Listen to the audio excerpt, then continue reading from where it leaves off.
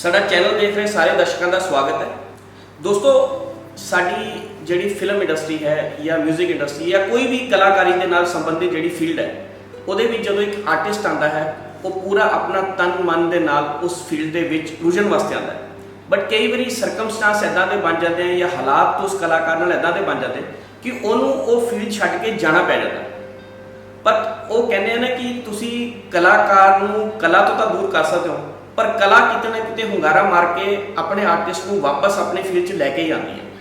इदां दा ही एक आर्टिस्ट जिन्हें एक पीक छुआ तो पीक छूण तो बाद की उन्हां नाल हालात बने जिहड़ा वो इंडस्ट्री तो 10-11 साल वास्ते निकल गए तो हुण दोबारा फिर उन्होंने कमबैक किया तो बड़ा चंगा कमबैक कर रहे हैं। मेरी मुराद है, मैं तुहानूं मिलवाना चाहांगा पंजाब के मन्ने परमन्ने गायक गुरिंदर गैरी जी नाल। अज असीं उन्हां नाल दिल दीआं गल्लां करांगे ते जाणांगे की कारण रहे सी वो इंडस्ट्री छड्ड के गए ने ते जे हुण वापस आए ने ते की सोच के आए। गैरी जी, तुहाडा इस कार्यक्रम में स्वागत। बहुत मेहरबानी, थैंक यू जी। ते वी जी गल फिर उत्थे रह गई कि इंडस्ट्री क्यों छड्डी। गल इदां वीर जी कि कोई भी चीज़ जिहड़ी तुहानूं प्यारी होवे, जिहਨੂੰ ਤੁਸੀਂ प्यार करते हो, वो छड्डण ਨੂੰ ਕਿਸੇ ਦਾ ਵੀ ਮਨ नहीं करता। ਉਹਦੇ ਛੱਡਣ ਦੇ ਪਿੱਛੇ ਬਹੁਤ ਸਾਰੇ ਕਾਰਨ ਹੁੰਦੇ ਨੇ, ਬਹੁਤ ਸਾਰੇ ਰੀਜ਼ਨ ਬਣਦੇ ਆ ਜਿਹਦੇ ਕਰਕੇ ਉਹ ਛੁੱਟ ਜਾਂਦੀ ਹੈ ਜਾਂ ਛੱਡ ਦਿੱਤੀ ਜਾਂਦੀ ਹੈ। ਉਹਦੇ ਬਹੁਤ ਸਾਰੇ ਕਾਰਨ ਹੁੰਦੇ ਆ ਤੇ ਮੇਰੇ ਵੀ ਕੁਛ ਇੱਦਾਂ ਦੇ ਕਾਰਨ ਬਣੇ ਜਿਹਨਾਂ ਕਰਕੇ ਮੈਨੂੰ ਇਸ ਇੰਡਸਟਰੀ ਤੋਂ ਥੋੜਾ ਪਿੱਛੇ ਹਟਣਾ ਪਿਆ।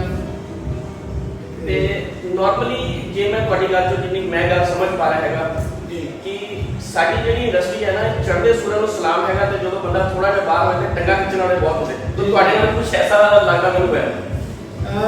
ਹਾਂਜੀ, ਮੈਂ ਬਹੁਤ ਲੰਬੀਆਂ ਚੌੜੀਆਂ ਗੱਲਾਂ ਹੈ, ਮੈਂ ਸ਼ਾਰਟ ਕਰਕੇ ਤੁਹਾਨੂੰ ਦੱਸਦਾ। ਮੈਂ ਜਦੋਂ ਗਾਉਣਾ ਸ਼ੁਰੂ ਕੀਤਾ, ਵੈਸੇ ਸ਼ੌਕ ਤਾਂ ਬਚਪਨ ਤੋਂ ਹੀ ਸੀਗਾ। ਚੰਡੀਗੜ੍ਹ ਕਾਲਜ 'ਚ ਪੜ੍ਹਦੇ ਹਾਂ, ਜਦੋਂ ਮੇਰਾ ਫੋਕ ਦੇ ਵਿੱਚ ਫਸਟ ਪ੍ਰਾਈਜ਼ ਆਇਆ ਤਾਂ ਉਸ ਤੋਂ ਬਾਅਦ ਮੇਰੀ ਪ੍ਰੋਫੈਸ਼ਨਲ ਜਿਹੜੀ ਕਹਿੰਦੇ ਸ਼ੁਰੂਆਤ ਹੋਈ, ਜਿੱਥੋਂ ਮੈਨੂੰ ਲੋਕਾਂ ਨੇ ਬੁਲਾਉਣਾ ਸ਼ੁਰੂ ਕੀਤਾ ਅਤੇ ਉਹ ਕਰਦੇ ਕਰਦੇ ਮੇਰੀ ਜਿਹੜੀ ਮੁਲਾਕਾਤ ਹੋਈ ਪ੍ਰਮੇਲ ਸੈਂਟੀ ਨਾਲ ਕਰਵਾਈ। ਅਮਰੀਕ ਮੁੰਡੀ ਕਰਨ ਮੇਰਾ ਦੋਸਤ ਸੀਗਾ ਉਹਨਾਂ ਨੇ, ਅਤੇ ਉਹ ਇੰਨੀ ਜਲਦੀ ਸਾਰਾ ਕੁਛ ਹੋਇਆ ਕਿ ਮੇਰੀ ਟੇਪ ਸਾਰੀ ਪਲਾਨ ਹੋ ਗਈ। ਸੁਖਪਾਲ ਸੁੱਖੀ ਦਾ ਮਿਊਜ਼ਿਕ ਸੀਗਾ, ਪ੍ਰਮੇਲ ਸੈਂਟੀ ਦੇ ਗਾਣੇ ਸੀਗੇ, ਅਮਰੀਕ ਦੇ ਗਾਣੇ ਸੀਗੇ। ਉਹ ਇੰਨੀ ਜਲਦੀ ਪਲਾਨ ਹੋਈ ਕਿ ਬਹੁਤ ਵਧੀਆ ਉਹ ਪ੍ਰੋਜੈਕਟ ਜਿਹੜਾ ਤਿਆਰ ਹੋ ਗਿਆ। ਪਹਿਲਾਂ ਤਾਂ ਪ੍ਰੋਜੈਕਟ 2-3 ਸਾਲ ਇੱਦਾਂ ਹੀ ਘੁੰਮਦਾ ਰਿਹਾ, ਕਿਸੇ ਇੱਕ ਕੰਪਨੀ ਕੋਲ ਤਾਂ ਦੂਜੀ ਕੋਲ ਤੀਜੀ ਕੋਲ। ਚਲੋ ਜੀ, ਜਦੋਂ ਪ੍ਰੋਜੈਕਟ ਰਿਲੀਜ਼ ਹੋਇਆ ਉਹ ਬਹੁਤ ਸੋਹਣਾ ਉਸ ਪ੍ਰੋਜੈਕਟ ਨੂੰ ਰਿਸਪੌਂਸ ਮਿਲਿਆ। ਮੇਰਾ ਗਾਣਾ ਗਵਾਂਢਣ ਤਕਰੀਬਨ ਉਦੋਂ ਦੇ ਸਾਰੇ ਚੈਨਲਾਂ 'ਤੇ ਚੱਲਿਆ, ਬਹੁਤ ਅੱਛਾ ਰਿਸਪੌਂਸ ਮਿਲਿਆ ਉਸ ਗਾਣੇ। ਅਤੇ ਉਸ ਤੋਂ ਬਾਅਦ ਕੀ ਹੋਇਆ ਜੀ ਕਿ ਜਿਨ੍ਹਾਂ ਨਾਲ ਮੈਂ ਕੰਮ ਕਰ ਰਿਹਾ ਸੀਗਾ ਉਹਨਾਂ ਨੂੰ ਇੰਡਸਟਰੀ ਦਾ ਕੁਝ ਐਕਸਪੀਰੀਅੰਸ ਸੀਗੇ, ਮੇਰੇ ਪ੍ਰੋਡਿਊਸਰ ਸੀਗੇ, ਉਹ ਕੁਝ ਬਹੁਤ ਚੰਗਾ ਨਹੀਂ ਮਿਲਿਆ। ਇਸ ਕਰਕੇ ਉਹਨਾਂ ਨੇ ਉਸ ਤੋਂ ਪਿੱਛੇ ਆਪਣਾ ਹੱਥ ਜਿਹੜਾ ਖਿੱਚ ਲਿਆ। ਤੇ ਮਤਲਬ ਅਸੀਂ ਇਹ ਕਹਿ ਸਕਦੇ ਹਾਂ ਕਿ ਤੁਹਾਡੇ ਕੁਝ ਪ੍ਰੋਜੈਕਟ ਸੀਗੇ ਜਿਹੜੇ ਪਾਈਪਲਾਈਨ ਸੀਗੇ, ਚੱਲਦੇ ਪਏ ਸੀਗੇ, ਉਸ ਪ੍ਰੋਜੈਕਟਸ ਕਰਕੇ ਤੁਹਾਨੂੰ ਕਿਤੇ ਨਾ ਕਿਤੇ ਸੈਟਬੈਕ ਮਿਲ ਗਿਆ। ਹਾਂਜੀ, ਕਿਉਂਕਿ ਆਪਾਂ ਸ਼ੁਰੂ ਤੋਂ ਹੀ ਮੇਰੇ ਕੋਲ ਫਾਈਨੈਂਸ਼ੀਅਲ ਇੰਨਾ ਹੈ ਨਹੀਂ ਸੀ ਕਿ ਮੈਂ ਆਪ ਸਾਰਾ ਪ੍ਰੋਜੈਕਟ ਕਰ ਸਕਾਂ। ਉਹ ਮੇਰਾ ਸੈਂਡੀ ਸਾਹਿਬ ਪ੍ਰੋਡਿਊਸਰ ਸੀਗੇ, ਉਹਨਾਂ ਨੇ ਪ੍ਰੋਡਿਊਸ ਕੀਤਾ ਸੀਗਾ ਪਹਿਲਾ ਪ੍ਰੋਜੈਕਟ। ਅਤੇ ਉਹਨਾਂ ਦੇ ਵੀ ਇੰਡਸਟਰੀ ਦੇ ਵਿੱਚ ਕੁਝ ਬੈਡ ਜਿਹੜੇ ਐਕਸਪੀਰੀਅੰਸ ਰਹੇ, ਢੰਗ ਨਾਲ ਪ੍ਰੋਜੈਕਟ ਲਾਂਚ ਨਹੀਂ ਹੋਣਾ, ਕਿਸੇ ਨੇ ਉੱਦਾਂ ਤੁਹਾਨੂੰ ਪਤਾ ਹੈ ਜਦੋਂ ਕੋਈ ਨਵਾਂ ਸਪੀਡ ਜਾਂਦਾ ਤਾਂ ਉਹਨੂੰ ਬਹੁਤ ਤਰੀਕੇ ਦੇ ਉਹ ਕਰਨੇ ਪੈਂਦੇ ਹੈਗੇ। ਉਸ ਤੋਂ ਬਾਅਦ ਉਹ ਪਿੱਛੇ ਹੋ ਗਏ ਅਤੇ ਉਸ ਤੋਂ ਬਾਅਦ ਫਿਰ ਮੇਰਾ ਇੱਕ ਪ੍ਰੋਜੈਕਟ ਕੀਤਾ ਸੀਗਾ ਜੀ ਕਮਲ ਗੁਪਤਾਰੇ ਸਾਹਿਬ ਨੇ, ਜਿਹੜਾ ਡਿਊਟ ਪ੍ਰੋਜੈਕਟ ਸੀਗਾ ਸਾਉਣ ਦਾ ਮਹੀਨਾ। ਉਹ ਵੀ ਗਾਣਾ ਬਹੁਤ ਅੱਛਾ ਚੱਲਿਆ, ਜਿਸ ਮਿਸ ਪੂਜਾ ਨਾਲ ਮੇਰੇ ਗਾਣੇ ਸੀਗੇ ਅਤੇ ਬਹੁਤ ਅੱਛਾ ਉਸ ਟੇਪ ਦਾ ਰਿਸਪੌਂਸ ਸੀਗਾ। ਅਤੇ ਫਿਰ ਕੁਛ ਸਰਕਮਸਟੈਂਸ ਇੱਦਾਂ ਦੇ ਬਣੇ ਵੀ ਉਹ ਟੇਪ ਤੋਂ ਬਾਅਦ ਮੇਰੀ ਟੇਪ ਦੁਬਾਰਾ ਰਿਕਾਰਡ ਨਹੀਂ ਹੋ ਪਾਈ। मैं ऐसे कहती कि एक गल पूछना चाहूँगा, मिस पूजा एक ऐसे आर्टिस्ट है जिन्होंने कहा जाता है कि उस टाइम पे लगभग हर छोटे बड़े पंजाबी सिंगर नाल गाया जी जी। तो एक स्टेज पे जाके जो उन्होंने मुकाम मिल गया, उन्होंने एक दिन बड़ी स्टेटमेंट आ गई कि मैं आज के बाद ग्रुप्स नहीं गाने, मैं तो सिंगर से सोलो ट्राई करूँगी। जी जी।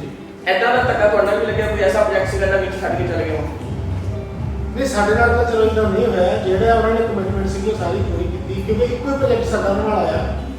ਉਸ ਤੋਂ ਬਾਅਦ ਫਿਰ ਜਦੋਂ ਜਿਹੜਾ ਲੰਬੇ ਗੈਪ ਦੀ ਜੇ ਗੱਲ ਕਰਾਂ ਤਾਂ ਉਹ ਇਹੀ ਸੀਗਾ ਵੀ ਕੰਪਨੀਆਂ ਨੇ ਕਿਉਂਕਿ ਹੱਥ ਪਿੱਛੇ ਖਿੱਚ ਲਿਆ ਸਾਰੀਆਂ ਨੇ, ਕਿਉਂਕਿ ਚਾਹੇ ਪਾਇਰੇਸੀ ਨਾਲ ਚਾਹੇ ਹੋਰ ਕੋਈ ਤਰੀਕੇ ਕਰਕੇ ਨਾ ਮੇਰਾ ਕਿਸੇ ਨਾਲ ਪ੍ਰੋਪਰ ਐਗਰੀਮੈਂਟ ਸੀ, ਵਰਬਲੀ ਸੀਗਾ ਕਿ ਔਰ ਇਸ ਵਰਬਲੀ ਜਿਹੜੀ ਕਮਿਟਮੈਂਟ ਸੀਗਾ ਉਹਦਾ ਨਤੀਜਾ ਇਹ ਵੀ ਸੀਗਾ ਕਿ ਉਹਨਾਂ ਦਿਨਾਂ ਦੇ ਵਿੱਚ ਮੈਨੂੰ ਹਨੀ ਸਿੰਘ ਜੀ ਨੇ ਵੀ ਇੱਕ ਗਾਣੇ ਦੀ ਆਫਰ ਕੀਤਾ ਸੀਗਾ ਤੂੰ ਇਹ ਗਾਣਾ ਕਰਕੇ ਦੇ, ਪਰ ਮੈਂ ਉਹ ਵਰਬਲੀ ਕਮਿਟਮੈਂਟ ਨੂੰ ਆਪਣੀ ਇੱਕ ਜਿੱਦਾਂ ਕਹਿੰਦੇ ਨੇ ਵੀ ਜਿਹੜੀ ਗੱਲ ਕਹਿਤੀ ਤਾਂ ਕਹਿਤੀ ਤਾਂ ਉਸ ਗੱਲ ਦੇ ਮੱਦੇਨਜ਼ਰ ਰੱਖ ਕੇ ਮੈਂ ਉਹ ਆਫਰ ਉਹਨਾਂ ਦੀ ਮਤਲਬ ਸਵੀਕਾਰ ਨਹੀਂ ਕੀਤੀ ਤੇ ਉਹ ਮੈਂ ਛੱਡਤਾ ਪ੍ਰੋਜੈਕਟ, ਉਹ ਮੈਂ ਗਾਣਾ ਨਹੀਂ ਕਰਕੇ ਦਿੱਤਾ। ਉਹਨਾਂ ਨੇ ਮੈਨੂੰ ਕਿਹਾ ਸੀਗਾ ਕਿ ਗਾਣਾ ਕਰ ਲਓ। ਉਸ ਤੋਂ ਬਾਅਦ ਜੀ ਇਹ ਹੋਇਆ ਵੀ ਮੇਰਾ ਜਦੋਂ ਲੰਬਾ ਗੈਪ ਚੱਲਦਾ ਰਿਹਾ, ਇੱਕ ਵਾਰ ਮੈਂ ਆਪਣੇ ਘਰੇ ਬੈਠਾ ਸੀਗਾ ਤੇ ਮੇਰੇ ਉਸਤਾਦ ਜੀ ਮੇਰੇ ਰੱਬੀ ਬਿਲਕੁਲ ਜਾਣ ਸੀਗੇ, ਉਹ ਮੈਨੂੰ ਕਹਿਣ ਲੱਗੇ ਵੀ ਕੁਛ ਕਰਦਾ ਕਿਉਂ ਨਹੀਂ ਆ ਤੂੰ।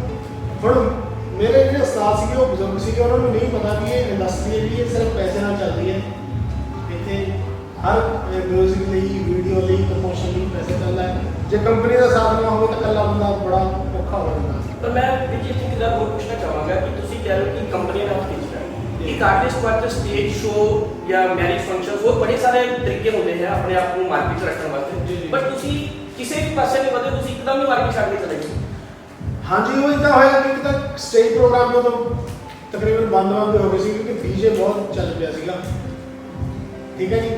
ਤੇ ਦੂਜਾ ਵੀ ਆਪਣੇ ਕੋਲ ਇੰਨਾ ਫਾਈਨੈਂਸ਼ੀਅਲੀ ਉਸ ਤਰੀਕੇ ਦਾ ਹੈ ਨਹੀਂ ਸੀਗਾ, ਔਰ ਨਾਲ ਦੀ ਨਾਲ ਫਿਰ ਮੈਂ ਪ੍ਰਾਪਰਟੀ ਦਾ ਕੰਮ ਸ਼ੁਰੂ ਕਰਤਾ ਤੇ ਕਿਉਂਕਿ ਗਾਇਕੀ ਦੇ ਵਿੱਚੋਂ ਕੁਝ ਆ ਨਹੀਂ ਸੀ ਰਿਹਾ, ਸਾਰਾ ਘਰ ਦਾ ਖਰਚਾ ਜੋ ਵੀ ਸੀਗਾ ਉਹ ਸਾਰਾ ਉਸ ਪ੍ਰਾਪਰਟੀ ਦੇ ਕੰਮ ਇਹ ਤੁਸੀਂ ਬੜੀ ਇੰਟਰਸਟਿੰਗ ਦੀ ਗੱਲ ਕੀਤੀ ਸਰ, ਗੀਤ ਗਾਉਂਦੇ ਗਾਉਂਦੇ ਪ੍ਰਾਪਰਟੀ ਅੱਜ ਇਹ ਤਾਂ ਸੁਣਿਆ ਹੈਗਾ ਕਿ ਪ੍ਰਾਪਰਟੀ ਵਾਲੇ ਪ੍ਰਾਪਰਟੀ ਚੋਂ ਪੈਸਾ ਕਮਾ ਕੇ ਫਿਲਮਾਂ ਬਣਾਉਣ ਲੱਗ ਗਏ, ਪਰ ਤੁਸੀਂ ਗਾਉਂਦੇ ਗਾਉਂਦੇ ਪ੍ਰਾਪਰਟੀ ਵੇਚਣ ਲੱਗ ਗਏ। ਹਾਂਜੀ, ਮੇਰੇ ਨਾਲ ਇਦਾਂ ਹੋਇਆ ਕਿਉਂਕਿ ਪ੍ਰਾਪਰਟੀ ਦਾ ਉਦੋਂ ਰੁਝਾਨ ਚੱਲਿਆ ਸੀਗਾ ਕਿਉਂਕਿ ਸਾਡੇ ਇੱਧਰ ਨਵੇਂ ਸੈਕਟਰ ਕੱਟ ਹੋਏ ਸੀ ਮੋਹਾਲੀ 'ਚ ਤੇ ਉਦੋਂ ਪ੍ਰਾਪਰਟੀ ਦਾ ਕੰਮ ਠੀਕ ਸੀ। ਗਾਇਕੀ ਦੇ ਵਿੱਚ ਡੀਜੇ ਚੱਲਦਾ ਸੀ, ਗਾਉਣ ਵਾਲੇ ਦੀ ਉਦੋਂ ਕੋਈ ਕੁਛ ਪਤਾ ਹੈ ਨਹੀਂ ਸੀ। ਤੇ ਵੀ ਜੀ ਇੱਥੇ ਮੈਂ ਗੱਲ ਕਰਾਂਗਾ ਜਿਹੜਾ ਤੁਹਾਡਾ ਗਾਣਾ ਸ਼ੁਰੂ 'ਚ ਜਿਹੜਾ ਬੜਾ ਮਕਬੂਲ ਹੋਇਆ ਸੀਗਾ ਗਵਾਂਢਣ, ਇਹਦਾ ਕੀ ਰਾਜ਼ ਸੀਗਾ? ਕੋਈ ਗਵਾਂਢਣ ਸੀਗੀ ਜਾਂ ਗਾਣੇ ਇਦਾਂ ਦਾ ਮਿਲ ਗਿਆ? ਇਹ ਗਾਣੇ ਦੀ ਵੀ ਬੜੀ ਇੰਟਰਸਟਿੰਗ ਸਟੋਰੀ ਹੈ ਜੀ। ਅਸੀਂ 6-7 ਗਾਣੇ ਪਲਾਨ ਕੀਤੇ, ਸਾਰੇ ਇਕੱਲਾ ਗਾਣਾ ਚੂਜ਼ ਕੀਤਾ ਵੀ ਕਿਵੇਂ ਗਾਣਾ, ਕਿਵੇਂ ਕਰਨਾ, ਕਿਵੇਂ ਨਹੀਂ ਕਰਨਾ। ਉਹ 'ਚ 6 ਗਾਣੇ ਫਾਈਨਲ ਹੋ ਗਏ ਤੇ ਸੁਖਪਾਲ ਭਾਈ ਨੇ ਬਾਹਰ ਰਹਿਣਾ ਸੀਗਾ, 2 ਗਾਣੇ ਘੱਟ ਗਏ ਸੀਗੇ ਤੇ ਉਹ ਮਤਲਬ ਜਲਦਬਾਜ਼ੀ ਦੇ ਵਿੱਚ ਇੱਕ ਜਿਵੇਂ ਐਕਸਟਰਾ ਨਹੀਂ ਕਹਿ ਦਿੰਦੇ ਵੀ ਉਹ ਗਾਣੇ ਐਕਸਟਰਾ ਸੀਗੇ 2 ਉਹ ਪਾਏ, ਜਿਹਨਾਂ 'ਚ ਇੱਕ ਗਾਣਾ ਗਵਾਂਢਣ ਵਾਲਾ ਸੀਗਾ। ਤੇ ਜਦੋਂ ਉਹ ਗਾਣੇ ਭਾਜੀ ਬਾਹਰ ਕਰਕੇ ਲੈ ਕੇ ਆਏ, ਜਦੋਂ ਗਾਣੇ ਆ ਕੇ ਸੁਣੇ ਤਾਂ ਉਹ ਗਾਣਾ ਜਿਹੜਾ ਸੀਗਾ ਗਵਾਂਢਣ ਵਾਲਾ ਉਹ ਸਾਰੇ ਗਾਣਿਆਂ ਨਾਲੋਂ ਉੱਪਰ ਬੋਲ ਰਿਹਾ ਸੀਗਾ ਤੇ ਬਾਕੀ ਪਿੱਛੇ ਹੋ ਮਤਲਬ ਕਹਿਣ ਦੀ ਗੱਲ ਹੈ ਕਿ ਜਿਹੜੀ ਸਟੈਪਨੀ ਸੀਗੀ ਉਹ ਜਾ ਕੇ ਮੇਨ ਟਾਇਰ ਬਣ ਗਈ। ਹਾਂਜੀ। ਤੇ ਭਾਜੀ ਫਿਰ ਗੱਲ ਏਦਾਂ ਦੀ ਬਣੀ ਕਿ ਮਤਲਬ ਸੁਖਪਾਲ ਜੀ ਨੇ ਜਿਹੜੇ ਮਤਲਬ ਤੁਸੀਂ ਇੱਕ ਨਾਲ ਸਟੈਪਨੀਆਂ ਭੇਜੀਆਂ ਸੀਗੀਆਂ ਉਹ ਜਾ ਕੇ ਮੇਨ ਗੱਡੀ ਦਾ ਟਾਇਰ ਬਣ ਗਈ। ਜੀ। ਤੇ ਫਿਰ ਭਾਜੀ ਹੁਣ ਫਿਰ ਸਟੈਪਨੀ ਨੂੰ ਮੇਨ ਟਾਇਰ ਬਣਾ ਕੇ 2 ਲਾਈਨਾਂ ਦਾ ਬਣ ਗਈ। ਬਿਲਕੁਲ ਜੀ। ਵੀ ਸਾਡੇ ਜੋ ਗਵਾਂਢ ਇੱਕ ਕੁੜੀ ਰਹਿਣ ਆਈ ਏ, ਚਾਰੇ ਪਾਸੇ ਮੱਚੀ ਉਹਦੇ ਰੂਪ ਦੀ ਦੁਹਾਈਏ, ਗਹਿਰੀ ਜਿਹੇ ਗੱਭਰੂਆ ਬੜਾ ਜ਼ੋਰ ਲਾਇਆ ਉਹਦੇ, ਪਰ ਮਰ ਜਾਣੀ ਕਿਸੇ ਨੇ ਨਾ ਹੱਥ ਆਈਏ।